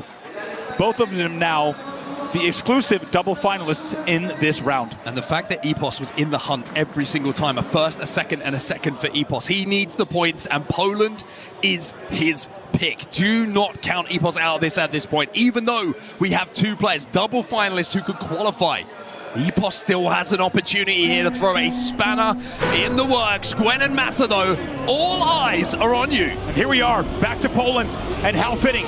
The map that you could certainly say gave our drivers the most trouble in terms of any identity in this set so far has been Poland, especially when it came to the first lap. Let's see who can make it happen this time. And of course, Epos wants to not only deny, but also get himself on finalist mode as well and set up a potential triple finalist. And he's out into the lead. I said, do not forget about the Brit. He's going to have something to say about who qualifies from this group here on Poland. Gwen, though, a lot of speed on the exit into the dirt slalom. This first jump, I tell you what, that little plank they've got to aim for looks narrower than ever as Gwen just about holds on. Unbelievable. And it ends up, he's sending it so hard, it ends up being a perfect line. He will maintain the lead through. And Epos has fallen to the back of the pack. Remember, he needs 4 points. A fourth wouldn't be good enough for him to hit finalist. And Gwen in the lead here on finalist, just needs to hold off the challenge from Bren to qualify through here.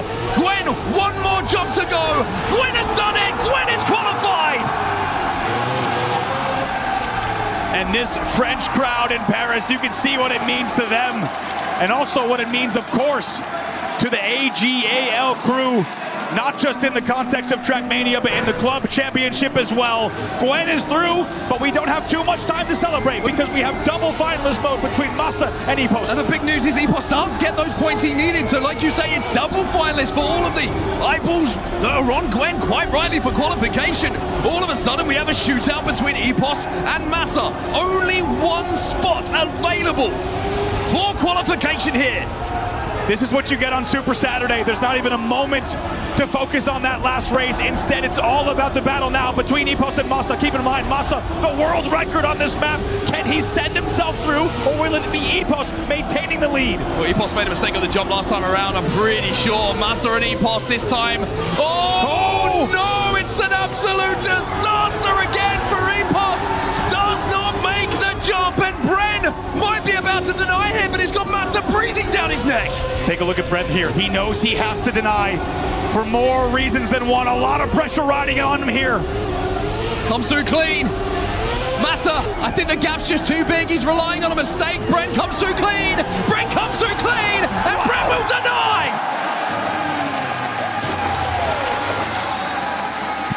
The only result that would keep us striving here, of course, was the Bren win, and he will do it. He will put himself on 128. And can he create another miracle, or will it be Massa or Epos through here? And Epos, look at the pressure. Just had his chance, and on the first jump, the first part of the identity theme of the map, he will find himself falling into a DNF. Will history repeat itself? By the way, already out to a huge lead over Massa in the back. I mean, if you're Massa, just stay in touch, because you've seen Epos make mistakes on that jump numerous times, walking the plank. And unfortunately for him, just slipping into the shark-infested waters below. It has been tough for him. And all eyes are going to be on him once again as we go through the dirt slalom here and we approach that jump. How's the grip looking this time for Epos? Comes through clean. Comes through clean, also gets wheels down. Tiny bit of counter steer in the air here. Onto the lily pads. He is clean. Bren right behind him. No, Bren wants to deny yet again. Bren with a little bit more speed on the exit as well. Epos is under pressure. Epos holding on though. Pressure situations make great moments here in Trackmania as Epos will hold on and will qualify. A massive, massive moment for him as Epos keeps his dreams alive. He's been touted as the dark horse, the one who could challenge the best to ever do it, and he makes it through. And you could just tell, look at this reaction. A man who has played this game for a very long time and been on many stages finds himself with pure relief after that last race. He will come through on a 109.175 on Poland, but much more importantly, will advance through the group. A lot of talk about his talents away from the game, but let me tell you, this is where he is looking elite. The consistency got him into the position but the ability to hold your nerve and correct the wrongs of previous rounds on what must have felt like the biggest jump of his career. He came through that first jump clean, into the lily pads, and then holds off the challenge as well in the final identity. Brilliance when it comes to having that ice. Epos deserves that spot. And also needing Bren to deny Masa on that mistake run as well. And crazy. That is the beauty of not only Trackmania, but also the action here at the Esports World Cup. You need to make sure that you're not only playing the track, but also playing the field. And in the end, it's Gwen and Epos getting through. Well, as we say goodbye to the racing, it's only about time that we should catch up and hear what the qualifiers have to say. Adam Savage is on our main stage right now with our two drivers. Here we are, back at the main stage. Paris, give it up for Gwen and Epos! Come forward here, fellas. It's time to do the honors and crush some keys. Amazing scenes, absolutely incredible quarterfinal there. And first up will be Gwen stepping forward and crushing the key of Massa. Please come to the key crusher. And if you come just over here for me, Epos, we'll just witness this big moment, this enormous moment in our Trackmania Esports World Cup Championship. My goodness, you can lean in there and watch Massa's key being crushed by Gwen, our leader in this quarterfinal. And there it is, out of the competition. Come here, fellas, as it resets. Come and join me just over here, Epos too. Gwen, I'll start with you. What an unbelievable race that was. I want to ask, the AGAL fans have been going crazy. How much has their support helped you in this moment? It's a very big support. Like, I heard Falcons fans behind me, and it was so hard to keep the pressure, and AG fans helped me to keep it, and I just wanted to win it. We saw there at the beginning of the race, it took you a little bit to get into it, you're a bit behind, then suddenly the second half of the series, you just stepped things up, and what turned it around? Yeah, I saw I was 2 or 3 on the car, so I sent it, so. I loved it. And Epos, very quickly, before crushing the key of Bren, you mentioned this there, you can't leave it that close next time. It seemed very close, but still through to the semi-finals. Yeah, I mean, start of the match, I was playing good, consistent, then we got to Argentina, and I think I failed like 3 rounds in a row. It just kind of got in my head a little bit, and he kept getting closer and closer, and it was just, yeah, I don't know, man, unreal. Epos, you reset now because you are through to the semi-finals. Both of you, I'm going to ask you now, Epos, to come on over to the key crusher and crush the key of Bren. What an incredible moment this is just down there for us. As once again, we have Gwen and Epos making their way through to the semi-finals of our competition. Trackmania, the greatest esport of all time. We're getting there, I think we are. Absolutely incredible. There it is. It's crushed. What a moment. We'll see them later on in the semi-finals. But for now, it's back to Rain Day in the gang. Does it get any better than this? What an unbelievable race. And what unbelievable consequences. The club championship, had Gwen not won, would have almost certainly gone to Falcons, but because he stays alive, so does the hopes of an organization. AGAL still in the running, and Trackmania yet to potentially crown a winner. And that, of course, will lead us to some more matches to talk about. But after that, we got to get to this one. Welcome back on the desk. Rain Day here with Aaron Import Brooks, G Geek, Gwen and Epos move through. The favorite, the beatboxer, the fan favorites of many. These two certainly deserve this moment, but on the other side of that coin, I mean, Massa was so close as well. He was so close, and honestly, it's sad we didn't get to see what mistake he had. We're going to assume probably he bumped against a wall or something, or just a little clip that forced him to go 0.8 behind. But honestly, what a battle. There was no front runner really at any point. Maybe Massa at the beginning, but honestly with Trackmania with 140 points, the first half really doesn't matter. Yeah. It sets you up for a successful latter half, but at the end, when it gets to later rounds, everybody starts waking up. It's like, okay, it's time to get going. And we saw that with everyone. Even Bren, he had a really successful portion of the match, but then unfortunately just fell off so hard after the map switched to Canada. Yeah, it's got to be tough. I mean, he talks about that latter half. That's where we're seeing this decided. Despite who comes in driving a little bit better, it's still anybody's game. Yeah, exactly. And Coming back to Gwen, he had such a slow start. Over the course of the first 2 maps, only 39 points collected. That's downright abysmal. He managed to somewhat navigate it through around, I'd say, Saudi Arabia, Argentina, like also Poland were a little bit messy. But by the time we reach Canada, this is when he started his resurgence. 30 points out of 40 collected. It compressed the gap down to only 4 points between the first and third. And then after that, just circle back to the second rotation to South Korea, righted the wrongs of the first rotation, which went completely south, and concluded on his first attempt on Poland in a beautiful fashion. Yeah, and I think on the side of Epos here, he did really well for himself for certain maps like Poland and whatnot, but I saw something with Argentina. Not sure, something wasn't clicking. He was having a terrible time. I believe he even had a DNF at one point. Yeah. And it was a rough Argentina for him. Also South Korea, a map that he's been wanting to play so bad. He's like, why is everybody banning South Korea? I want to play it. He gets a chance to play it, and then he's lacking pace, about 0.1, 0.2 behind each round. So he has to shore those up coming into the next round. I believe he can do it. He knows he can do it. You saw the reaction on stage, that just overall relief, but he's got to recuperate himself for the semifinal. Yeah, he barely made it through, and the person he beat out was Massa, who has some thoughts about not qualifying and what it means to him. Massa, how tough is this to take right now? There was 3 of you in finalist mode. You booked your finalist mode spot first, and it didn't work out for you. Yeah, feeling a bit empty right now. I got my form back, I would say. I performed today very, very well. Can't complain about that. But yeah, the way it ended, Brand denying me in the second last round. Then in the last round, I just get an unfortunate slowdown, to be honest. SK, I choked the last round of the map, but then again, it's like one fail. Yeah, I don't know, just a bit unfortunate, but at least I played good. So yeah. And the crash in Poland as well, kind of letting Epos get back into it. Do you think it was the stress?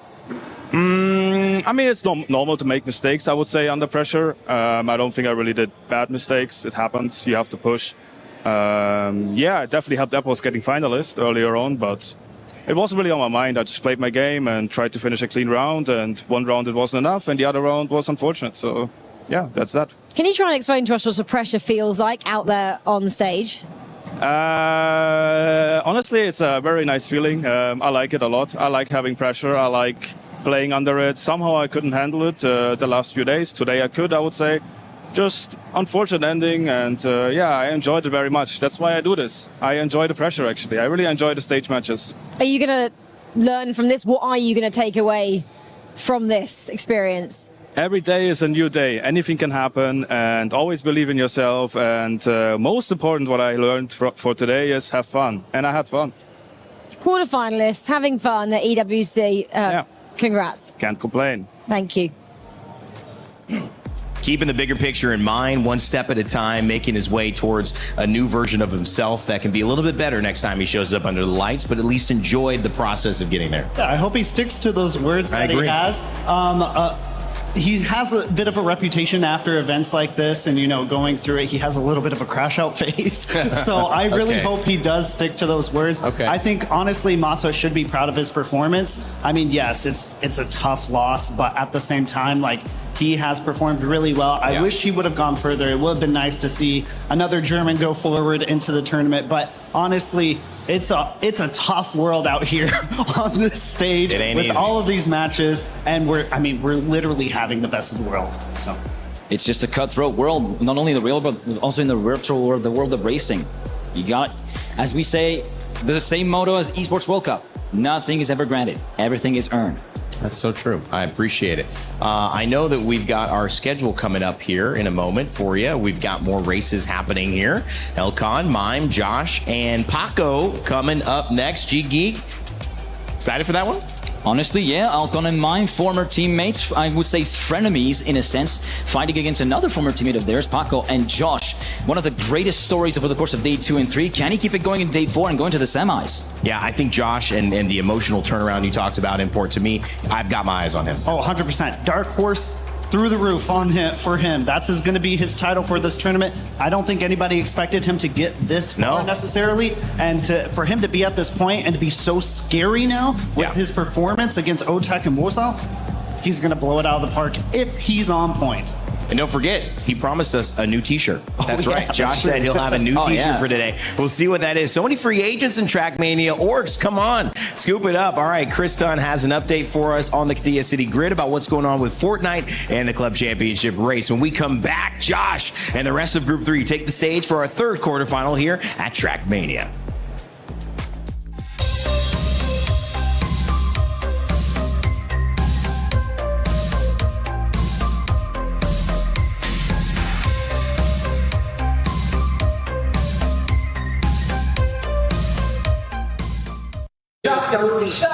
Here at the Katia City Grid once again, and this is going to be a regular theme, Lauren, coming backwards and forwards. Of course, AGL not doing too great on our stage. They still have some hope. Not looking too hot for them here in Fortnite, though. No, they're not, and I don't know what's going on today, but Falcons have found themselves at the top of the leaderboard. But the big story right now is that we are in match 9, and Aurora are the only team on match point. They hit it in the last game, so if they win here, we're done. That's the end of the tournament. If they don't, we go again until we do get a winner, until we hit match 15. This could be Aurora's chance. We talked about it a little bit earlier. We're just going to have to see if they can actually do it. And where are Falcons sitting right now? I presume when it ends in whatever game, wherever they're sitting in the leaderboard is where they finish, correct?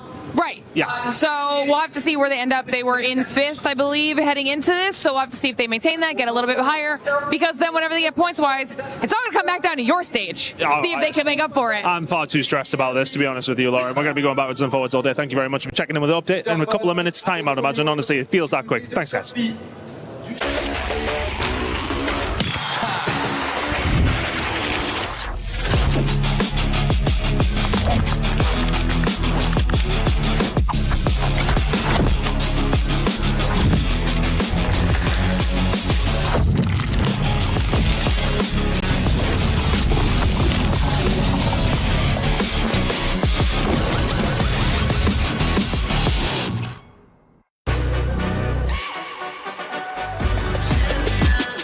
This ain't no regular thing. Came for the ring, you know what I mean. You see my name in the lights, better get right, I'm champion.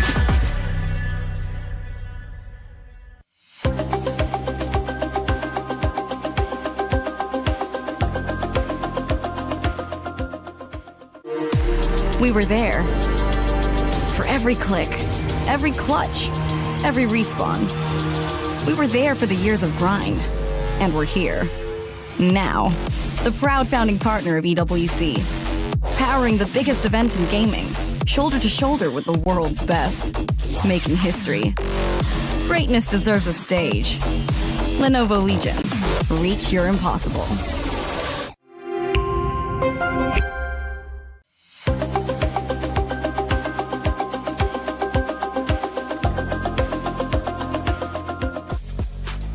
Big update here over at the Katia City Grid. AGAL have just won a game of Fortnite, adding about 100 plus points to their tally, moving up from 18th to 16th position, while Falcons currently in 11th as it stands. But more importantly, denying a win from Aurora, who had a chance to close out the entire event there. If it stays moot, well, we'll still be deciding things on Trackmania. If another game like that happens, AGL may get some extra points over Falcons there, would change things here. We will keep you up to date. Welcome back here to the desk. Rain Day here with Import and Turbo now joining us. To me, this is a really great star-studded matchup, and it's in the different type of stars that you would think. There are people who have had journeys to get here that maybe were a little bit less on the top side from the Pax, from the Carls, from even the Epos and the Gwens that we've seen be so dominant. Josh, to me, takes the cake as maybe the best story of a dark horse, but also somebody who showed their emotion and has now got a lot of fans rooting for them to keep succeeding. Yeah, I think each of these players have a decent fan base that are rooting for them in certain ways.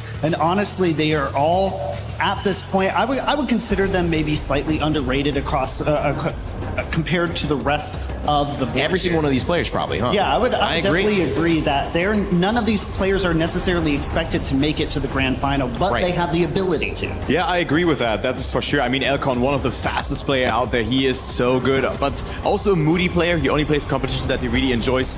Mime, I think a player that a lot of people sleep on. He's very scary, a very consistent opponent, plays the format. We have seen that yesterday as well. And then, of course, we have the man, the myth, the legend. Salmon? You didn't wear salmon today. 12:48. He wore it. Yeah, he had the feeling that he probably was going to wear it, and then I was like, you know what? You didn't want to just- match. Yeah, exactly. I like it. You look good anyways. And then Paco, of course, who is, he kind of started off sending Mutta down to the lower bracket. Now Mutta's not even here. I mean, Does it he's, twice. Yeah, he's definitely good, but can he remove the O from good and become a god? Oh, Is the question. wow, yeah. Good question. Obviously, Paco has his family here in the stands as well. You saw the Virtus Pro signs. That is a big deal, too. And, coming into this turbo, there's... Well, just here, the sign. Oh, Maybe we can oh. go back in the shot. It was You missed the people with the signs behind you. The sign was just He wants the between us. limelight. Yeah, it was. All right, Turbo. Okay, what was the question again?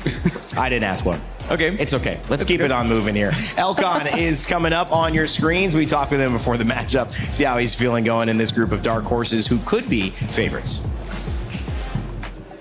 Elcon into the quarterfinals, but I feel like you've been going under the radar just a little bit. Do you like that we're not giving you too much attention? Yeah, obviously, I'm a bit shy in interviews and all of that stuff, so I don't really mind it, but I'm here to perform. Do you think you're a little bit of a dark horse and maybe other people are underestimating you? Oh, definitely. I haven't been to a World Cup yet, so this is my first time. I don't know what people are expecting, but I don't think it's that much. I hope I'll prove them wrong. We've seen a little bit of what to expect. You have been fast. I think whenever anyone says Elcon, they go, he's got the pace. He's so fast. Is that your secret weapon, your speed? Yeah, definitely. But even the consistency is there today, so I think I'll perform good.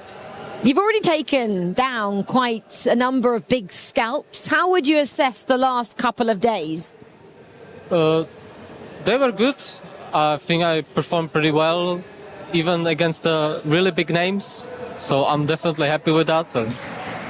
How do you feel yesterday was, having that day off? Has it stopped that momentum a little bit, or has it helped you, would you think?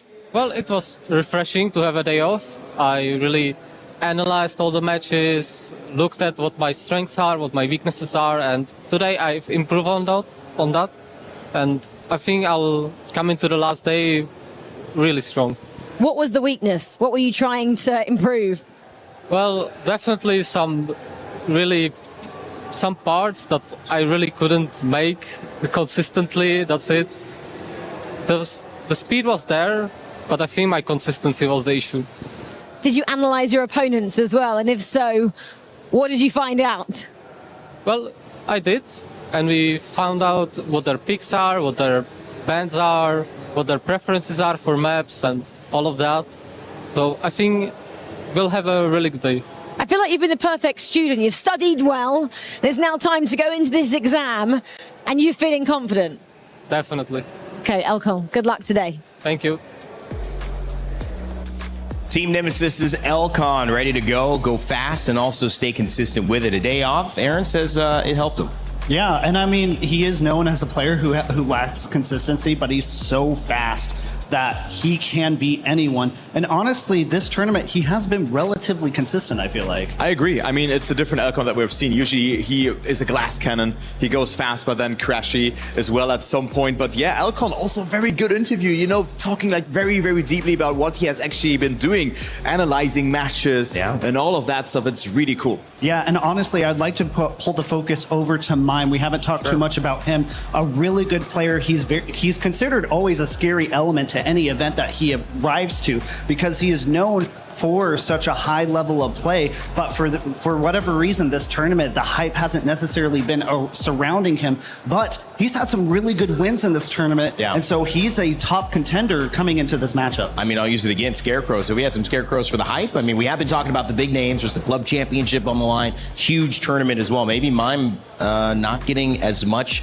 of the eyes from his players and maybe from the fans, but maybe the one to deserve it. This quarterfinal should certainly prove that. But I mean, that's always the case for Mime, and that's really the thing. He is someone that you have on the radar of maybe winning it, but then at the end he falls a bit further behind or loses that one match. Maybe this is the tournament where he redeems himself and makes it all the way into the final. Not only the tournament for him, but the tournament for everybody in this matchup. Again, this is the race of the dark horses. Who is the darkest horse that's going to make it through to the semifinal? I can't wait. And also the fan favorites are in this match here as well. Josh and Paco, great stories that have been, and I cannot wait to see this match. It will be absolutely awesome. Yes, maybe sometimes the personal elements, the lights, they've distracted us from what could be the main narrative. But there's only one way to make sure your story is told the way it actually happened.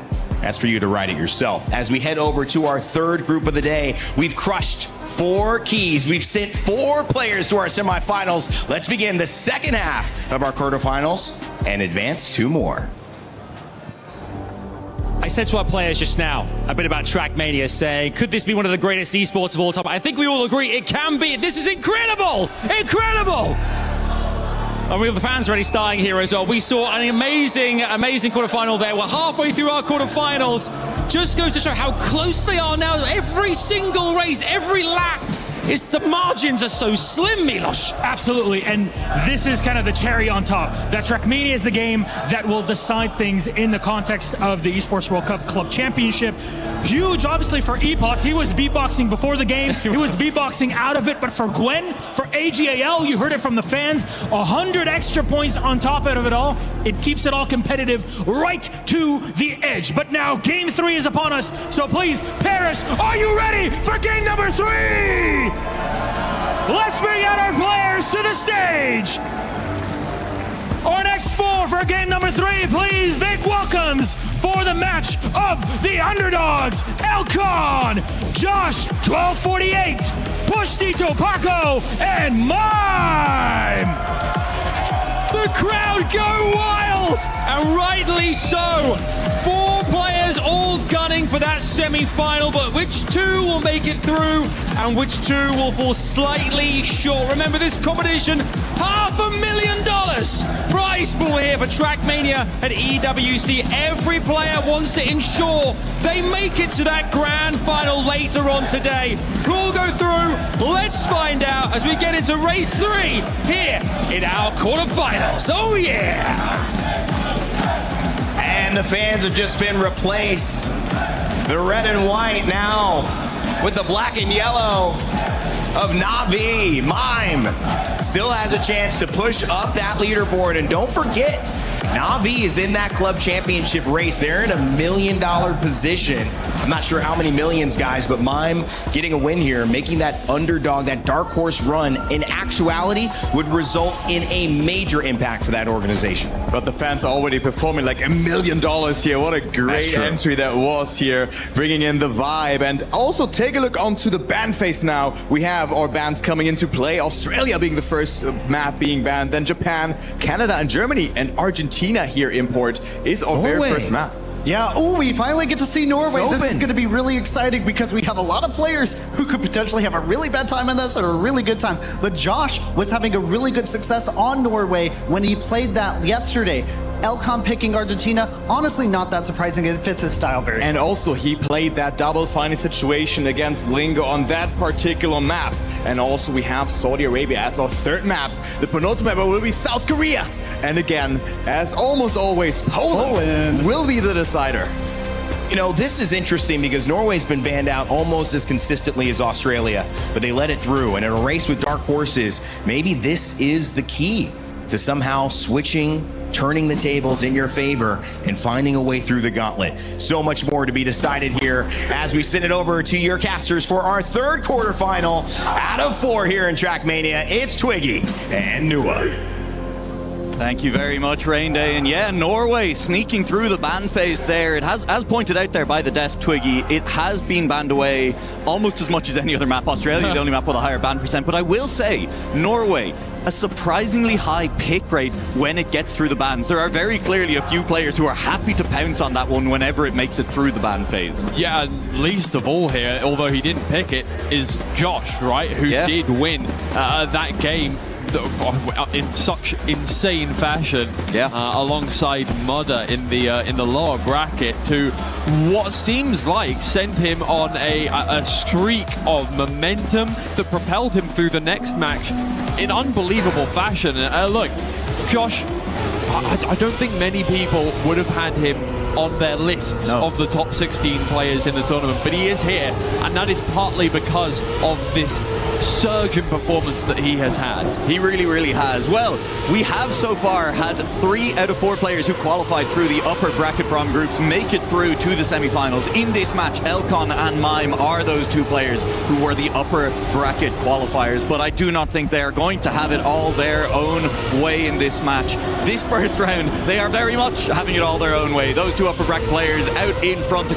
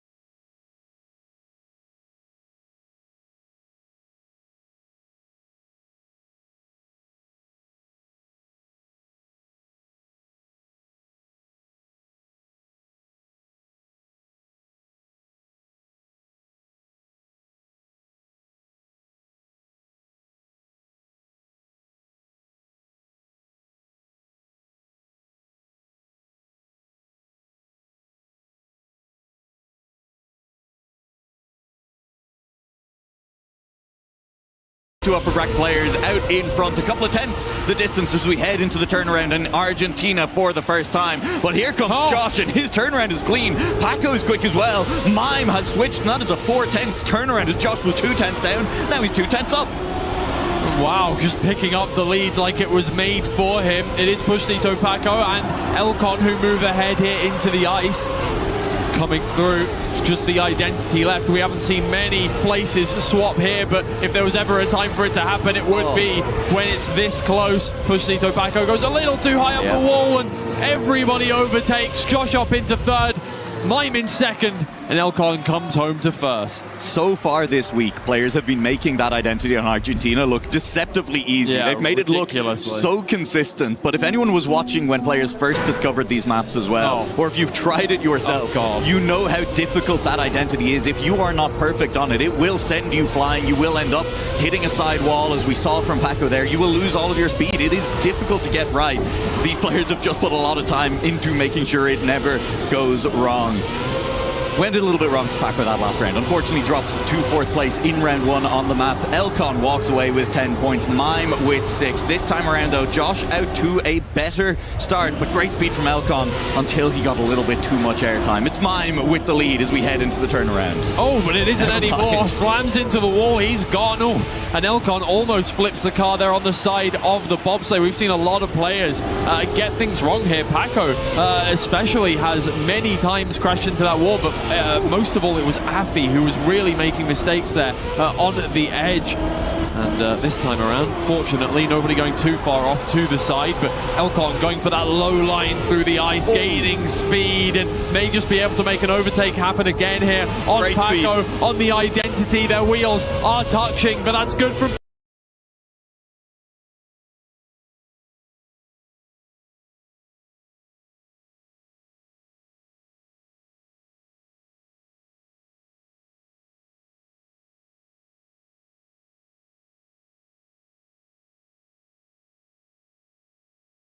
Paco. Is it good enough? It's neck and neck, and it's Elcon to pip him to the line.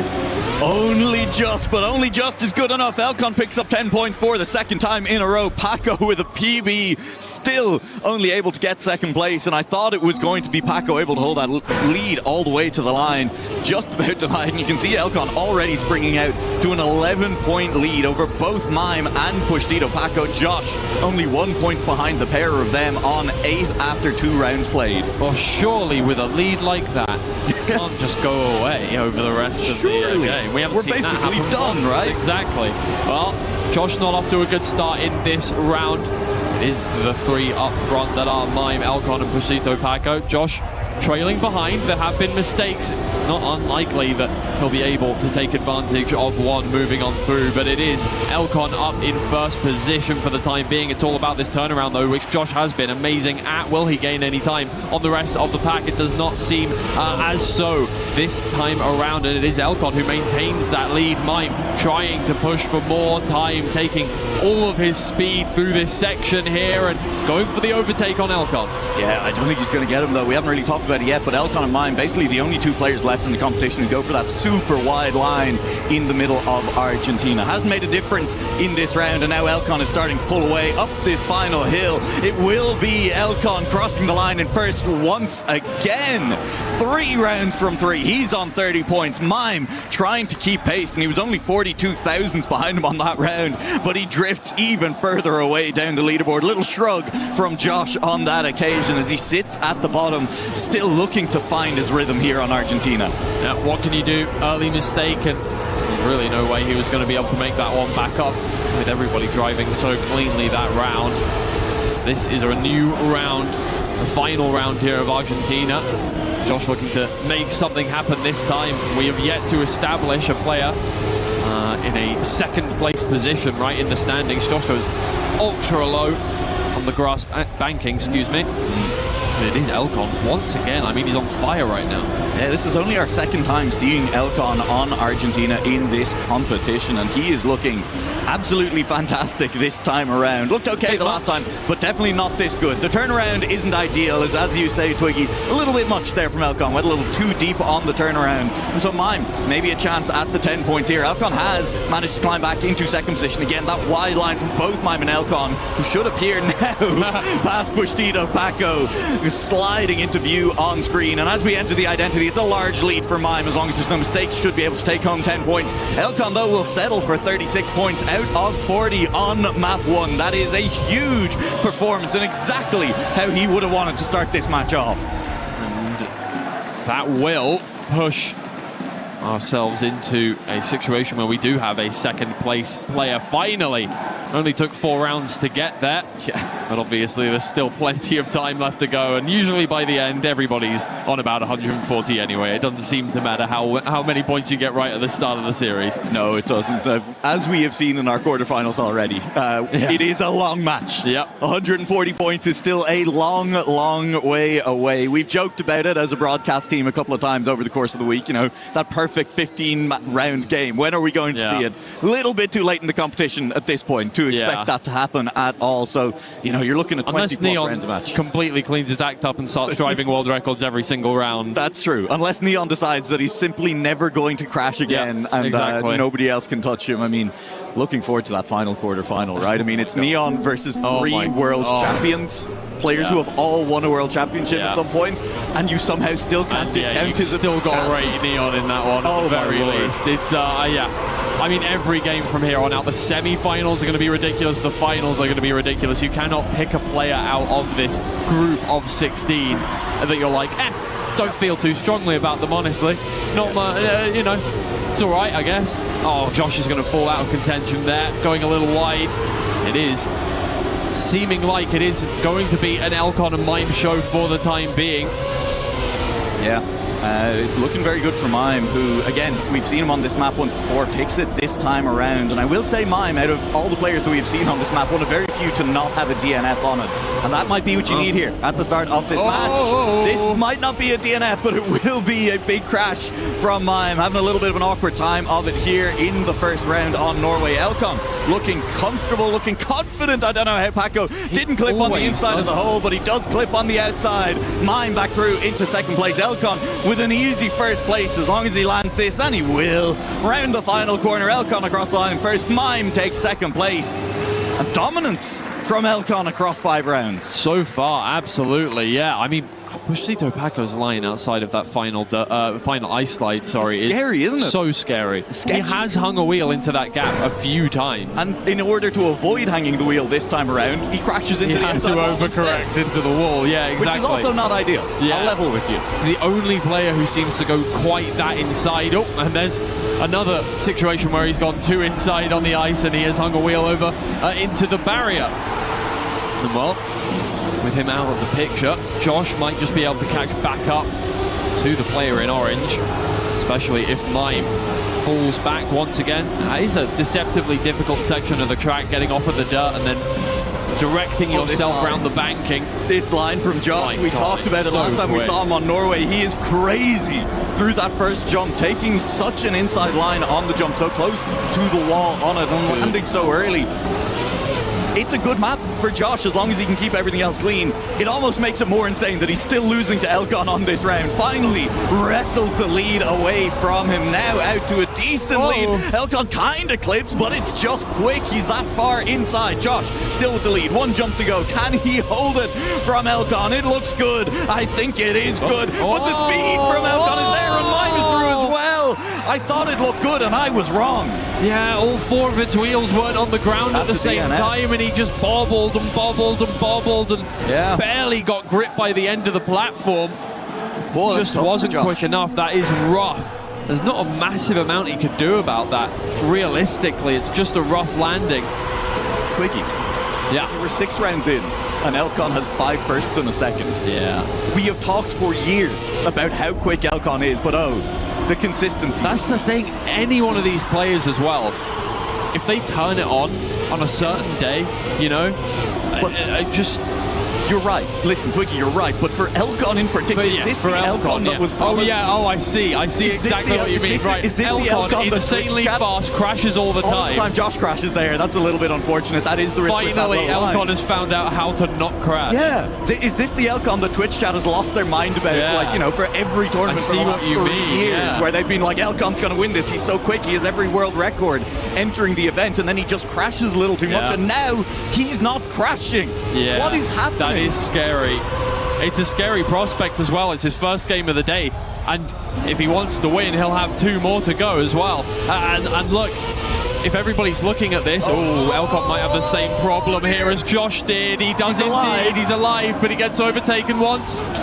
And not quite twice, because Josh is 8 seconds behind. He might just be able to get it over the line. Oh, he won't. Dear. That is going to slow him down enough that he's not going to make it. Close. Oh, he made it. Oh, just about. With tenths to spare for Josh there. At least picking up the 3 points. But I think 3 points a cold comfort here on Norway. Those Na'Vi fans are going crazy, but it's not enough when Elcon is driving like this. It really is. I mean, nobody, I think, expecting how dominant Elcon was going to be in a quarterfinal match against some really, really good players. That's the thing, right? If you wake up and you're feeling really good, so far we've only had 1 game a day, so it's just, you win your game, cool.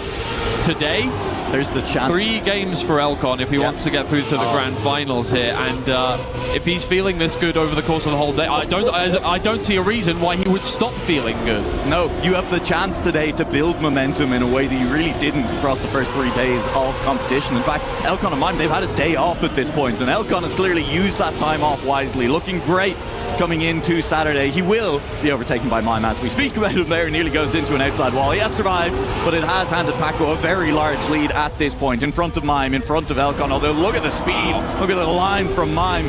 1 jump left to go, looking for all of these players to make it on through. Paco has the line up well, a little bit of a release from Mime in the air. He gets the speed around the final corner. Paco is inside, but he will not be able to keep pace with Mime, who was just faster around the outside. 10 points to Mime, smile on the face, nod of the head, and it wasn't perfect. It wasn't 40 points, but I think Mime can be happy with picking Norway. Look, it's always a little bit of a risk, you know, given how difficult this map has been, and I think it's worked out well for Mime there. Yeah, he's not going to be unhappy with that whatsoever.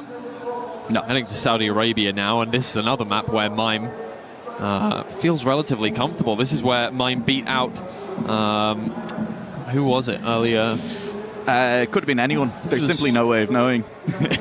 Oh man, I got you, Twiggy. I can't remember exactly what the result of that one was. All of the games have started blurring together. Grenadi, was it? He beat Grenadi? Yes, he beat out Grenadi here on Saudi Arabia. Yeah, I mean, all the games. We've seen the same players playing against different players over and over again now, and it's all blurring together. But I mean, what a blur it has been, because it's just all been action, right? There's not been a forgettable game. That's why it's so confusing in my mind right now, is because every single one of them has been exciting, has been memorable. Yeah, well, Let's see how this one goes then. For especially, I think, our top two, eyes on them. Can they continue to extend their lead on a map that has caused more DNFs than any other track in this tournament? This would be a great time to really start to pull away as you approach the halfway point of this map as well. They're right behind the us. drum is approaching us rapidly. I'm in danger. I thought Send they just help to the Lenovo Legion Gauntlet stage as I am under threat. Twiggy, I don't care so much about Twiggy. I'm sure we'll be fine. Yeah, I'll be okay. I can fight off. Josh on out. Yeah, I thought they just got louder. I was like, what has happened that you're getting so excited about? We're between maps. Yeah. But look, Mime, they just be able to make something happen here. Very awkward. Split the difference between that kind of keeping the wheels grounded and jump line we have seen. So Mime dropping away. Paco in the lead, leading from Elcon. But Elcon maybe a chance to snipe at the ender. We've seen it before. It is good from all of them. Mime came flying in just to crash. She will be out of this round. Should still maybe be able to finish, but I think it's going to be a relatively close run thing. Will he make it up the hill in time? 3, 2, 1, 0. He just about makes it across the line before that cut off. And so Mime will at least get his 3 points, but not the round he would have wanted. Elcon, though, is now at exactly half the points needed for finalist.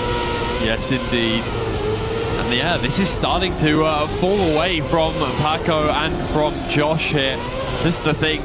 You get caught up in the whirlwind of a player doing incredibly well, feeling themselves on a day like Elcon, and to a certain extent now, as we've warmed up into the series, Mime, and can start to fall away from you very quickly. However, usually we'll see by the end, by the time somebody gets to about 100 points, these people at the back start to wake up a little bit, and hopefully for Josh and for Paco, that is the case, because things are looking rough for them so far. Yeah, I mean, we heard it said yesterday, but I believe it was Pac, that there are certain players in this competition who kind of wake up once someone else in the match hits finalist, and I think that's definitely a worry here with especially Postito Paco, who has taken scalps already this tournament, has beaten Mutta twice. Part of the reason that Mutta, pre-tournament, one of the pre-tournament favorites for a lot of people, not here in the playoffs. Hang on a second though, as Mime is overtaking Josh. That's a snipe. Beautiful on that last jump through the tiny gap, and so Mime will take second place. It's another round win for Elcon, though, who is looking unstoppable, frankly. Completely. I am gobsmacked by Elcon right now. We genuinely could be seeing one of the most dominant performances in the tournament. I mean, right up there alongside Carl Jr.'s first game. This is a playoffs game. This is not a, this is not a first round, just, you're up against whoever, right? This is a playoffs game. Every one of these players has ground grinded. Yeah, grinded. Sure. I mean, both past tense of the same word. Has grinded their way here so much and have proven themselves. Oh dear, Mime. And to still pull off a performance like this at this stage, that would be unbelievable. The job is not yet done. He has to get more rounds than this, and Josh is looking to stand in his way. Yeah, this will be big for Josh, who's only on 35 points after nearly 3 full maps, and he's not going to get a huge amount in this round. Elcon, I think, a little bit of a release just to keep it out of the far wall there. Is, though, in a clear first place, nearly about half a second down to Postito Paco in second, and the other two out of sight in the drone shot just there. Nowhere near. Hang on a second. Postito Paco through into first place. That's 10 points for him. Elcon, he's still going to get second. There's nobody near. He will make that jump cleanly, second time of asking. And Josh and Mime, DNF from Josh. He's not even going to attempt it. Mime is going to DNF, just a timeout on track. So someone check Elcon's outgoing bank statements. I mean, look, Elcon, he still extends the lead. It's unbelievable. Unbelievable how he's still that far ahead. I mean, look, we've seen leads that look amazing. Turns out they're tenuous in the end. Obviously, 10 points around can really start to stack up very quickly if you drop the ball for just a second. Look, this one seems ridiculous right now. I don't know. Something about it. Paco is there within arm's reach. Mime is obviously right there, but of course, we're checking for the cutoff point, the second player really, and if you are in first, you have a cushion. You're not safe, but you feel a lot safer up there than you do when you have a player right behind you, as Mime does. Well, 3 players right behind him at the moment, and now in one the player round, maybe even right in front of him in this round. Elcon through into first place, and Mime sitting just behind him. This time around, no mistakes from all 4 players as we head into this tiny gap. Will there be the mistake? Elcon leading the way, and that is perfect once again. There is the mistake. It's Where's Paco Josh? who's made it. It's another round win from Elcon, and it is going to be Paco and Josh trying to at least finish. The timeout will be there, but Paco, I think, the only player to get caught by it, as Josh will get through. No, he was way up ahead. Yeah, okay, there you go. And here's a stat for you, Twiggy. Go on. Across 14 rounds now played on that map, on Saudi Arabia, Elcon is the only player remaining in competition to have neither DNF'd nor ever even come last on a round in Saudi Arabia. That's pretty amazing. On a map, given how much we've talked about how difficult that map is, how many DNFs there have been and the rest of it, Elcon seems to be having no problems with it. That is interesting. Isn't it wild? Yeah. Isn't that just a little bit of fun? Yeah. I mean, look, sometimes, look, maybe, you know, obviously, if you're a football player, you'll do penalty drills. If you know you're a penalty taker, you'll do, you know, corner kicks over and over again. Sure. If you know that you're going to be taking corners. If he knows he's going to be playing Saudi Arabia, maybe he's just redoing the tiny gap jump over and over again. Practice that one bit, that little section at the end. We do know that part maps exist, but like these players make part maps before big events so that they can practice specific sections of the track. Problem points, there may just be one just for the jump. It seems like a lot of the players haven't found it though. Yeah, exactly. Yeah, Elcon's been keeping it safe and secret at the moment. The thing is, I believe Elcon and Mime training partners coming into this event as well. You know, we've talked about the fact they were ex-teammates. I do think that they were training together pre-event as well. So, you know, I mean, it's why we see them taking similar lines through, for example, Argentina. The drop down. Saudi Arabia. And hey, hand in hand in this match too, right? I mean, not quite as close as maybe Mime would like it to be. He is now 24 points behind Elcon, but maybe a chance to close the gap here as Elcon has fallen off the lead just a little bit here in our first round on South Korea. And of all maps in this map pack, South Korea may be one where there isn't as much room to gain that time back here at the end. Josh looking for something here. He's had a very, very quiet series as well. Let's see if he can make something happen on the identity. Does seem like British players very good at this identity somehow. Epos always makes up a hell of a lot of time, and Josh has done the exact same thing. Finally, welcome to the stage, Josh. How'd it feel under those lights? Mine was only 2,000s behind you, apparently, but... Yeah, you can see it. Sigh of relief from Josh, I think, as you said, welcome to the stage, welcome to the match. Maybe now you can start to settle in. You've proved to yourself that you are capable of winning rounds here in what is a difficult quarterfinal match where there is a lot of pressure on the shoulders of all of these players. I think maybe especially for Pushito, Paco, and for Mime, they may know each other well, but both of them representing teams who are still vying potentially for top 3 here at EWC. Navi and VP, both with a chance still. Indeed. I mean, yeah, exactly. Look, obviously, we are keeping our attention at the top with Team Falcons and AGAL. It's hard not to be looking at that when it really could come down to where the Trackmania players place the one remaining AGAL player and Carl Jr. up for Team Falcons. But there is a lot of money to be gained down below first and second place. Obviously, you want to be winning the event, but if you can't, you might as well go home with lined pockets. And Navi and Virtus Pro can both be doing exactly that. So they're cheering on their players with the exact same kind of fervency that I think AGAL and Team Falcons are. But it's Josh once again to take the most speed out through the identity of South Korea, and he's on a comeback.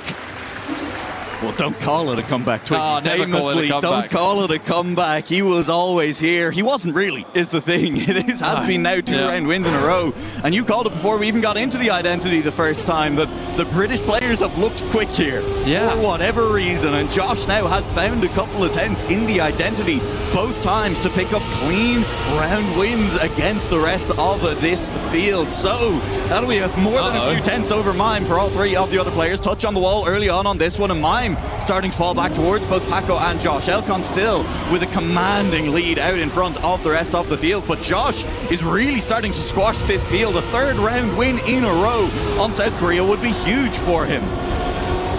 Well, indeed. I mean, yeah, what is it about that identity that Josh and Epos know that nobody else seems to. I mean, look, same thing with Elcon in Saudi Arabia, right?